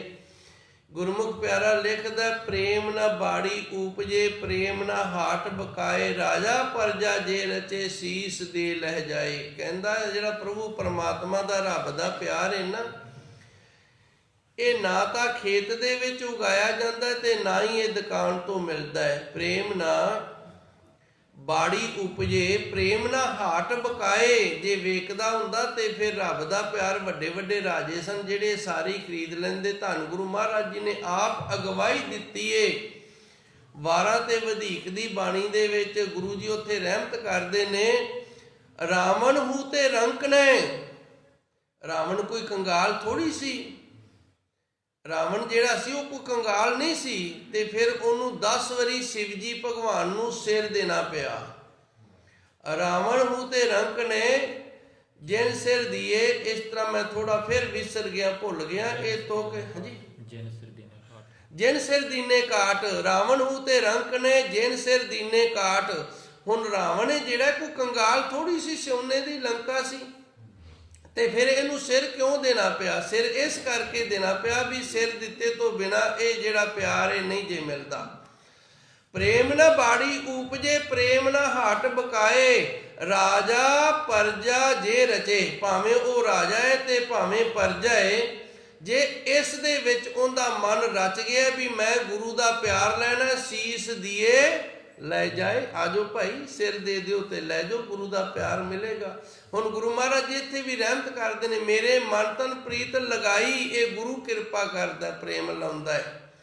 ਸਤਿਗੁਰ, ਸੱਚੇ ਸਤਿਗੁਰ ਦੀ ਰਹਿਮਤ ਕਿਰਪਾ ਦੇ ਨਾਲ ਇਹ ਪ੍ਰੇਮ ਮਿਲਦਾ। ਹਰ ਮਿਲਿਓ ਲਾਏ ਝਪੀੜਾ, ਝਪੀੜਾ ਕਹਿੰਦੇ ਨੇ ਘੁੱਟ ਕੇ, ਜਿਵੇਂ ਮਾਂ ਦਾ ਬੱਚਾ ਸਕੂਲੋਂ ਆਉਂਦਾ ਹੈ ਨਾ ਤੇ ਉਹ ਬੈਗ ਮਾਰਦਾ ਚਲਾ ਕੇ ਦੂਰੋਂ ਆਪਣੀ ਮੰਮੀ ਨੂੰ ਬੂਹੇ ਵਿੱਚ ਖੜੀ ਨੂੰ ਵੇਖ ਕੇ ਵੈਨ ਤੋਂ ਉਤਰਦਾ ਤੇ ਮਾਂ ਘੁੱਟ ਕੇ ਫਿਰ ਉਹਨੂੰ ਸੀਨੇ ਦੇ ਨਾਲ ਲਾ ਕੇ 6-7 ਵਾਰੀ ਮੂੰਹ ਚੁੰਮਦੀ ਹੁੰਦਾ। ਇਹਨੂੰ ਕਹਿੰਦੇ ਨੇ ਝਪੀੜ ਲੈਣਾ, ਘੁੱਟ ਲੈਣਾ। ਧੰਨ ਗੁਰੂ ਜੀ ਰਹਿਮਤ ਕਰਦੇ ਨੇ, ਜਦੋਂ ਮੇਰੇ ਮਨ ਤਨ ਪ੍ਰੀਤ ਲਗਾਈ ਸਤਿਗੁਰ, ਜਦੋਂ ਇਸ ਤਰ੍ਹਾਂ ਦਾ ਪਿਆਰ ਸੱਚੇ ਸਤਿਗੁਰ ਦੇ ਨਾਲ ਪ੍ਰਾਪਤ ਹੋ ਜਾਂਦਾ ਹੈ। ਹਰ ਮਿਲਿਓ ਤੇ ਲੋਕੀ ਕਹਿੰਦੇ ਨੇ ਰੱਬ ਨਹੀਂ ਮਿਲਦਾ, ਤੇ ਗੁਰੂ ਮਹਾਰਾਜ ਜੀ ਰਹਿਮਤ ਕਰਦੇ ਨੇ, ਜਿਵੇਂ ਮਾਂ ਬੱਚੇ ਨੂੰ ਘੁੱਟ ਲੈਂਦੀ, ਰੱਬ ਫਿਰ ਇਸ ਤਰ੍ਹਾਂ ਆਪਣੇ ਵਿੱਚ ਘੁੱਟ ਲੈਂਦਾ ਹੈ ਜੀ। ਰਹਾਉ ਸਾਕਤ ਬੰਦ ਭਏ ਹੈ ਮਾਇਆ, ਬਿਖ ਸੰਚ ਹੈ ਲਾਏ ਜਕੀੜਾ। ਹੁਣ ਅੱਗੇ ਧੰਨ ਗੁਰੂ ਮਹਾਰਾਜ ਜੀ ਵਿਸ਼ਰਾਮ ਲਾ ਕੇ ਕਿਰਪਾ ਕਰਦੇ ਨੇ। ਸਾਕਤ, ਸਾਕਤ ਕਹਿੰਦੇ ਨੇ ਨਾਸਤਕ ਨੂੰ, ਤੇ ਅਸਲ ਸਾਕਤ ਦੇ ਜਿਹੜੇ ਅਰਥ ਨੇ ਨਾ, ਇਹ ਭਗਤ ਕਬੀਰ ਜੀ ਨੇ ਕੀਤੇ ਨੇ ਆਪਣੇ ਸ਼ਲੋਕਾਂ ਦੇ ਵਿੱਚ। ਭਗਤ ਕਬੀਰ ਜੀ ਕਹਿੰਦੇ ਨੇ ਕਿ ਜਿਹੜਾ ਸਾਕਤ ਹੈ ਨਾ, ਇਹਦੇ ਨਾਲੋਂ ਸੂਰ ਚੰਗਾ ਹੈ। ਆਛਾ ਰਾਖੇ ਗਾਉ, ਕਿਉਂਕਿ ਜਿਹੜਾ ਸੂਰ ਹੈ ਨਾ ਉਹ ਪਿੰਡ ਨੂੰ ਚੰਗਾ ਰੱਖਦਾ। ਤੇ ਹੁਣ ਸਾਕਤ ਕੌਣ ਹੋ ਗਿਆ? ਜਿਹੜਾ ਪਿੰਡ 'ਚ ਗੰਦਗੀ ਫੈਲਾਉਂਦਾ ਹੈ, ਉਹਨੂੰ ਸਾਕਤ ਆਖ ਸਕਦੇ ਹਾਂ ਆਪਾਂ। ਜਿਹੜਾ ਪਿੰਡ ਵਿੱਚ ਗੰਦਗੀ ਫੈਲਾਉਂਦਾ ਉਹ ਸਾਕਤ ਹੈ। ਸਾਕਤ ਹੂ ਤੇ ਸੂਕਰ ਭਲਾ ਆਸ਼ਾ ਰਾਖੇ ਗਾਉ। ਜਿਹੜਾ ਨਾਸਤਕ ਹੈ ਨਾ, ਸਾਕਤ ਹੈ ਜਿਹੜਾ, ਉਹਦੇ ਨਾਲੋਂ ਸੂਕਰ ਭਲਾ ਹੈ, ਸੂਰ ਚੰਗਾ ਹੈ। ਉਹ ਪਿੰਡ ਨੂੰ ਸਾਫ਼ ਰੱਖਦਾ ਹੈ, ਪਿੰਡ ਦੀ ਗੰਦਗੀ ਖਾਂਦਾ ਹੈ, ਬਦਬੂ ਘਟਾਉਂਦਾ ਹੈ। ਤੇ ਜਿਹੜਾ ਪਿੰਡ ਦੇ ਵਿੱਚ ਗੰਦਗੀ ਫੈਲਾਏ ਫਿਰ ਉਹ ਨਾਸਤਕ ਹੋ ਗਿਆ, ਸਾਕਤ ਹੋ ਗਿਆ। ਗੁਰੂ ਮਹਾਰਾਜ ਜੀ ਰਹਿਮਤ ਕਰਦੇ ਨੇ, ਸਾਕਤ ਬੰਦ ਭੈ ਹੈ ਮਾਇਆ। ਜਿਹੜਾ ਇਸ ਤਰ੍ਹਾਂ ਦਾ ਗੰਦਗੀ ਫੈਲਾਉਣ ਵਾਲਾ ਹੈ, ਉਹਨੂੰ ਮਾਇਆ ਦਾ ਬੰਧਨ ਪਿਆ ਹੈ। ਮਾਇਆ ਦਾ ਬੰਧਨ ਪਿਆ ਹੈ ਤੇ ਫਿਰ ਹੀ ਤਾਂ ਨਸ਼ੇ ਵਾਲੀ ਗੰਦਗੀ ਫੈਲਾ ਰਹੇ ਨੇ ਨਾ। ਇਹ ਮਾਇਆ ਦੇ ਕਰਕੇ ਹੀ ਫੈਲ ਰਹੀ ਹੈ ਨਾ। ਇਹ ਮਾਇਆ ਮਾੜੀ ਹੈ, ਇਸ ਤਰ੍ਹਾਂ ਦੀ ਮਾਇਆ ਮਾੜੀ ਹੈ। ਇਸ ਤਰ੍ਹਾਂ ਦੀ ਮਾਇਆ ਦੇ ਵੱਲੋਂ ਗੁਰੂ ਜੀ ਨੇ ਸਾਨੂੰ ਵਰਜਿਆ ਵੀ ਇਹ ਮਾਇਆ ਨਹੀਂ ਹੋਣੀ ਚਾਹੀਦੀ, ਇਸੇ ਨੂੰ ਜ਼ਹਿਰ ਆਖਿਆ। ਸਾਕਤ ਬੰਦ ਭੈ ਹੈ ਮਾਇਆ, ਬਿਖ, ਬਿਖ ਕਹਿੰਦੇ ਨੇ ਜ਼ਹਿਰ ਨੂੰ, ਸੰਚੇ, ਇਹ ਹੁਣ ਜ਼ਹਿਰ ਇਕੱਠੀ ਕਰ ਰਹੇ ਨੇ। ਲਾਏ ਜਕੀੜਾ, ਜਕੀੜਾ ਸਰੀਰ ਨੂੰ ਬਹੁਤ ਹੀ ਸਾਰਾ ਜਕੜ ਜਾਣਾ। ਆਪਾਂ ਕਹਿੰਦੇ ਨਹੀਂ ਜਦੋਂ ਥੱਕ ਜਾਂਦੇ ਆ ਵਾਹ ਕੰਮ ਹੋ ਜਾਂਦਾ ਹੈ, ਕੀ ਹੋ ਗਿਆ? ਮੇਰਾ ਤਾਂ ਸਰੀਰ ਹੀ ਜਕੜਿਆ ਗਿਆ, ਅੱਜ ਮਿਹਨਤ ਬੜੀ ਕੀਤੀ, ਅੱਜ ਸਰੀਰ ਜਕੜ ਗਿਆ। ਹੁਣ ਇਹਦੇ ਵਿੱਚ ਇੰਨੀ ਮਿਹਨਤ ਕਰਦੇ ਨੇ ਕਿ ਸਰੀਰ ਜਕੜ ਜਾਂਦਾ, ਤੇ ਇੱਧਰ ਅਸੀਂ ਰੌਲਾ ਪਾਈ ਜਾਂਦੇ ਹੋ 10 ਮਿੰਟ ਬਹਿ ਜਾ ਕਰੋ। ਉਹ ਬਾਬਾ ਜੀ ਸਾਡੇ ਤਾਂ ਗੋਡੇ ਦੁਖਦੇ ਆ, ਬੈਠਾ ਨਹੀਂ ਜਾਂਦਾ, ਸਰੀਰ ਆਕੜ ਜਾਂਦਾ। ਇਹ 10 ਮਿੰਟਾਂ ਨਾਲ ਆਕੜ ਜਾਂਦਾ, ਤੇ ਉਧਰ ਸਾਰਾ ਦਿਨ ਵੀ ਲੱਗੇ ਰਹਿੰਦੇ ਨੇ, ਆਕੜਿਆ ਹੁੰਦਾ ਫਿਰ ਵੀ ਪਰਵਾਹ ਨਹੀਂ ਕਰਦੇ, ਕਿਉਂਕਿ ਇੰਨੇ ਕੁ ਬਣ ਗਏ ਨੇ। ਸੋ ਗੁਰੂ ਮਹਾਰਾਜ ਜੀ ਸੱਚੇ ਸਤਿਗੁਰ, ਅਸੀਂ ਸੰਸਾਰੀ ਹਾਂ, ਸਾਨੂੰ ਸੰਸਾਰੀਆਂ ਨੂੰ ਸੰਸਾਰੀ ਦ੍ਰਿਸ਼ਟਾਂਤ ਦੇ ਕੇ ਸਮਝਾਉਂਦੇ ਨੇ। ਜੇ ਕਿਸੇ ਨੂੰ ਨਹੀਂ ਸਮਝ ਆਉਂਦੀ, ਨਹੀਂ ਖੁਲਾਸਾ ਕਰਨਾ ਆਉਂਦਾ, ਤੇ ਫਿਰ ਭਾਈ ਉਹ ਸਾਡੀ ਕਮਜ਼ੋਰੀ ਹੈ ਨਾ। ਗੁਰਬਾਣੀ ਉਹ ਫਲ ਹੈ ਜਿਹਨੂੰ ਖਾਣਾ ਆ ਜਾਵੇ ਉਹਦੇ ਲਈ ਅੰਮ੍ਰਿਤ ਹੈ, ਤੇ ਜਿਹਨੂੰ ਖਾਣਾ ਨਾ ਆਵੇ ਉਹਦੇ ਲਈ ਫਿਰ ਇਹ ਲੱਕੜਾਂ ਨੇ। ਜਿਵੇਂ ਹੁਣ ਬਦਾਮ ਹੈ, ਕਿਸੇ ਨੂੰ ਬਦਾਮ ਦੀ ਫੜਾ ਦਿਓ ਡੋਡੀ, ਉਹ ਆਖੇਗਾ ਪਤਾ ਨਹੀਂ ਕੀ ਲੱਕੜ ਜੀ ਫੜਾਤੀ, ਜਿਹਨੇ ਵਿਚਾਰੇ ਨੇ ਕਦੀ ਖਾਧਾ ਹੀ ਨਹੀਂ, ਜਿਹਨੂੰ ਗੱਲ ਦਾ ਹੀ ਨਹੀਂ ਪਤਾ। ਤੇ ਜੇ ਸਿਆਣੇ ਨੂੰ ਬਦਾਮ ਦਿਓਗੇ ਤੇ ਉਹ ਤੋੜ ਕੇ ਵਿੱਚੋਂ ਗਿਰੀ ਜਿਹੜੀ ਉਹ ਕੱਢ ਕੇ ਖਾ ਲੇਗਾ। ਉਸੇ ਤਰ੍ਹਾਂ ਧੰਨ ਗੁਰੂ ਮਹਾਰਾਜ ਜੀ ਦੇ ਜਿਹੜੇ ਸ਼ਬਦ ਨੇ ਨਾ, ਇਹ ਸ਼ਬਦ ਇਸੇ ਤਰ੍ਹਾਂ ਨੇ, ਜਿਨ੍ਹਾਂ ਨੂੰ ਗੱਲ ਦੀ ਸਮਝ ਆ ਜਾਂਦੀ ਏ ਉਹਨਾਂ ਦੇ ਲਈ ਇਹ ਅੰਮ੍ਰਿਤ ਬਣ ਜਾਂਦੇ ਨੇ, ਉਹਨਾਂ ਨੂੰ ਸਮਝਾ ਦਿੰਦੇ ਨੇ। ਤੇ ਜਿਹਨੂੰ ਭਾਈ ਖਾਣੇ ਨਹੀਂ ਆਉਂਦੇ ਉਹਦੇ ਲਈ ਲੱਕੜਾਂ ਨੇ, ਉੱਪਰਾਂ ਸੱਟ ਦਿੰਦੇ ਨੇ, ਆ ਲੱਕੜ ਜੀ ਕੀ ਫੜਾ ਦਿੱਤੀ, ਪਤਾ ਨਹੀਂ ਕੀ ਕਰਨਾ ਇਹਦਾ। ਸੋ ਇਸੇ ਤਰ੍ਹਾਂ ਗੁਰੂ ਜੀ ਰਹਿਮਤ ਕਰਦੇ ਨੇ, ਸਾਕਤ ਬੰਦ ਭੈ ਹੈ ਮਾਇਆ, ਜਿਹੜੇ ਨਾਸਤਕ ਨੇ, ਗੰਦਗੀ ਫੈਲਾਉਣ ਵਾਲੇ ਨੇ, ਉਹਨਾਂ ਨੂੰ ਮਾਇਆ ਦੇ ਬੰਧਨ ਪਏ ਹੋਏ ਨੇ। ਬਿਖ ਸੰਚੇ ਉਹ ਜ਼ਹਿਰ ਇਕੱਠੀ ਕਰ ਰਹੇ ਨੇ, ਲਾਏ ਜਕੀੜਾ ਤੇ ਇਕੱਠੀ ਕਿਵੇਂ ਕਰਦੇ ਨੇ? ਸਰੀਰ ਨੂੰ ਪੂਰੀ ਤੰਗੀ ਦੇ ਕੇ, ਪੂਰੀ ਤਕਲੀਫ ਦੇ ਕੇ ਸਰੀਰ ਜਕੜ ਜਾਂਦਾ ਹੈ, ਪਰ ਉਹ ਇਕੱਠੀ ਕਰਨੋਂ ਨਹੀਂ ਹਟਦੇ ਹਨ ਜੀ। ਹਰ ਕੈ ਅਰਥ ਖਰਚ ਨਹਿ ਸਕਹਿ, ਜਮ ਕਾਲ ਸਹਿ ਸਿਰ ਪੀੜਾ। ਤੇ ਫਿਰ ਇਹ ਵੀ ਬੜਾ ਵੱਡਾ ਔਗਣ ਹੈ, ਕਿਹੜਾ? ਹਰ ਕੈ ਅਰਥ ਖਰਚ ਨਹਿ ਸਾਕੇ, ਪਰਮਾਤਮਾ ਦੇ ਨਾਂ ਦੇ ਕਿਤੇ ਨਹੀਂ ਖਰਚ ਕਰ ਸਕਦੇ। ਹਰ ਕੈ ਅਰਥ ਖਰਚ ਨਹਿ ਸਕ ਹੈ। ਜਿੱਥੇ ਕਿਥੇ ਹਰੀ ਪਰਮਾਤਮਾ ਦੇ ਨਾਮ ਦੀ ਲੋੜ ਹੋਵੇ ਨਾ, ਸਿਮਰਨ ਦੀ ਲੋੜ ਹੋਵੇ, ਹੁਣ ਮੈਂ ਕਹਿਣੋਂ ਤਾਂ ਨਹੀਂ ਹਟਣਾ। ਵੇਖੋ ਅਸੀਂ ਗੁਰੂ ਘਰ ਕਿੰਨੇ ਬਣਾਏ ਹੋਏ ਨੇ, ਪਰ ਸਾਰੇ ਗੁਰੂ ਘਰ ਨੇ ਜਿਹੜੇ, ਉਹਨਾਂ ਦੇ ਵਿੱਚ ਪ੍ਰਚਾਰ ਦੀ ਜਿਹੜੀ ਸੁਵਿਧਾ ਇਹ ਨਹੀਂ ਹੈਗੀ। ਸਾਰੇ ਪਿੰਡਾਂ ਦੇ ਵਿੱਚ ਇਸ ਤਰ੍ਹਾਂ ਦੀ ਸੁਵਿਧਾ ਨਹੀਂ। ਆਪਣੇ ਇੱਥੇ ਬੜੀ ਗੁਰੂ ਮਹਾਰਾਜ ਜੀ ਦੀ ਕਿਰਪਾ ਹੈ, ਕੀਰਤਨ ਵੀ ਹੁੰਦਾ ਹੈ, ਨਿਤਨੇਮ ਵੀ ਹੁੰਦਾ ਹੈ, ਕਥਾ ਵੀ ਹੁੰਦੀਆਂ ਨੇ। ਇਸ ਤਰ੍ਹਾਂ ਸਾਰੇ ਗੁਰੂ ਘਰਾਂ ਦੇ ਵਿੱਚ ਹੋਣਾ ਚਾਹੀਦਾ ਹੈ। ਭਾਵੇਂ ਸਾਰੇ ਪਿੰਡ ਰਲ ਕੇ ਇੱਕ ਹੀ ਗੁਰੂ ਘਰ ਕਿਉਂ ਨਾ ਬਣਾ ਲੈਣ। ਜਿਹੜੀ ਨਿਤਨੇਮ ਦੀ ਅੰਮ੍ਰਿਤ ਵੇਲੇ ਦੀ ਮਰਿਆਦਾ ਨਾ, ਉਹ ਇਸ ਤਰ੍ਹਾਂ ਹੋਣੀ ਚਾਹੀਦੀ ਹੈ। ਇਹ ਨਾ ਹੋਵੇ ਵੀ ਗੁਰੂ ਘਰ ਅਸੀਂ ਬਣਾ ਲਿਆ, ਗ੍ਰੰਥੀ ਸਿੰਘ ਨੇ ਮਹਾਰਾਜ ਪ੍ਰਕਾਸ਼ ਕਰ ਦਿੱਤਾ, ਨਿਤਨੇਮ ਕਰ ਲਿਆ, ਇਹਦੇ ਨਾਲ ਪ੍ਰਚਾਰ ਨਹੀਂ ਜੇ ਹੁੰਦਾ। ਇਹਦੇ ਨਾਲ ਜਿਹੜਾ ਸਿੱਖੀ ਦਾ, ਗੁਰਬਾਣੀ ਦਾ ਪ੍ਰਚਾਰ ਹੈ, ਉਹ ਇਹਦੇ ਨਾਲ ਨਹੀਂ ਹੁੰਦਾ। ਗੁਰਬਾਣੀ ਦਾ ਪ੍ਰਚਾਰ ਤਾਂ ਹੀ ਹੋਏਗਾ ਹਰ ਕੇ ਅਰਥ ਖਰਚ, ਜਦੋਂ ਅਸੀਂ ਖਰਚ ਕਰਾਂਗੇ ਰੱਬ ਦੇ ਨਾਂ ਦਾ, ਵਾਹਿਗੁਰੂ ਦੇ ਪ੍ਰਚਾਰ ਦਾ, ਨਾਮ ਦੇ ਨਾਲ ਜੋੜਾਂਗੇ, ਗੁਰਸਿੱਖੀ ਦਾ ਪ੍ਰਚਾਰ ਕਰਾਂਗੇ, ਤੇ ਫਿਰ ਭਾਈ ਇਸ ਪਾਸੇ ਅਸੀਂ ਖਰਚ ਕਰ ਰਹੇ ਹਾਂ।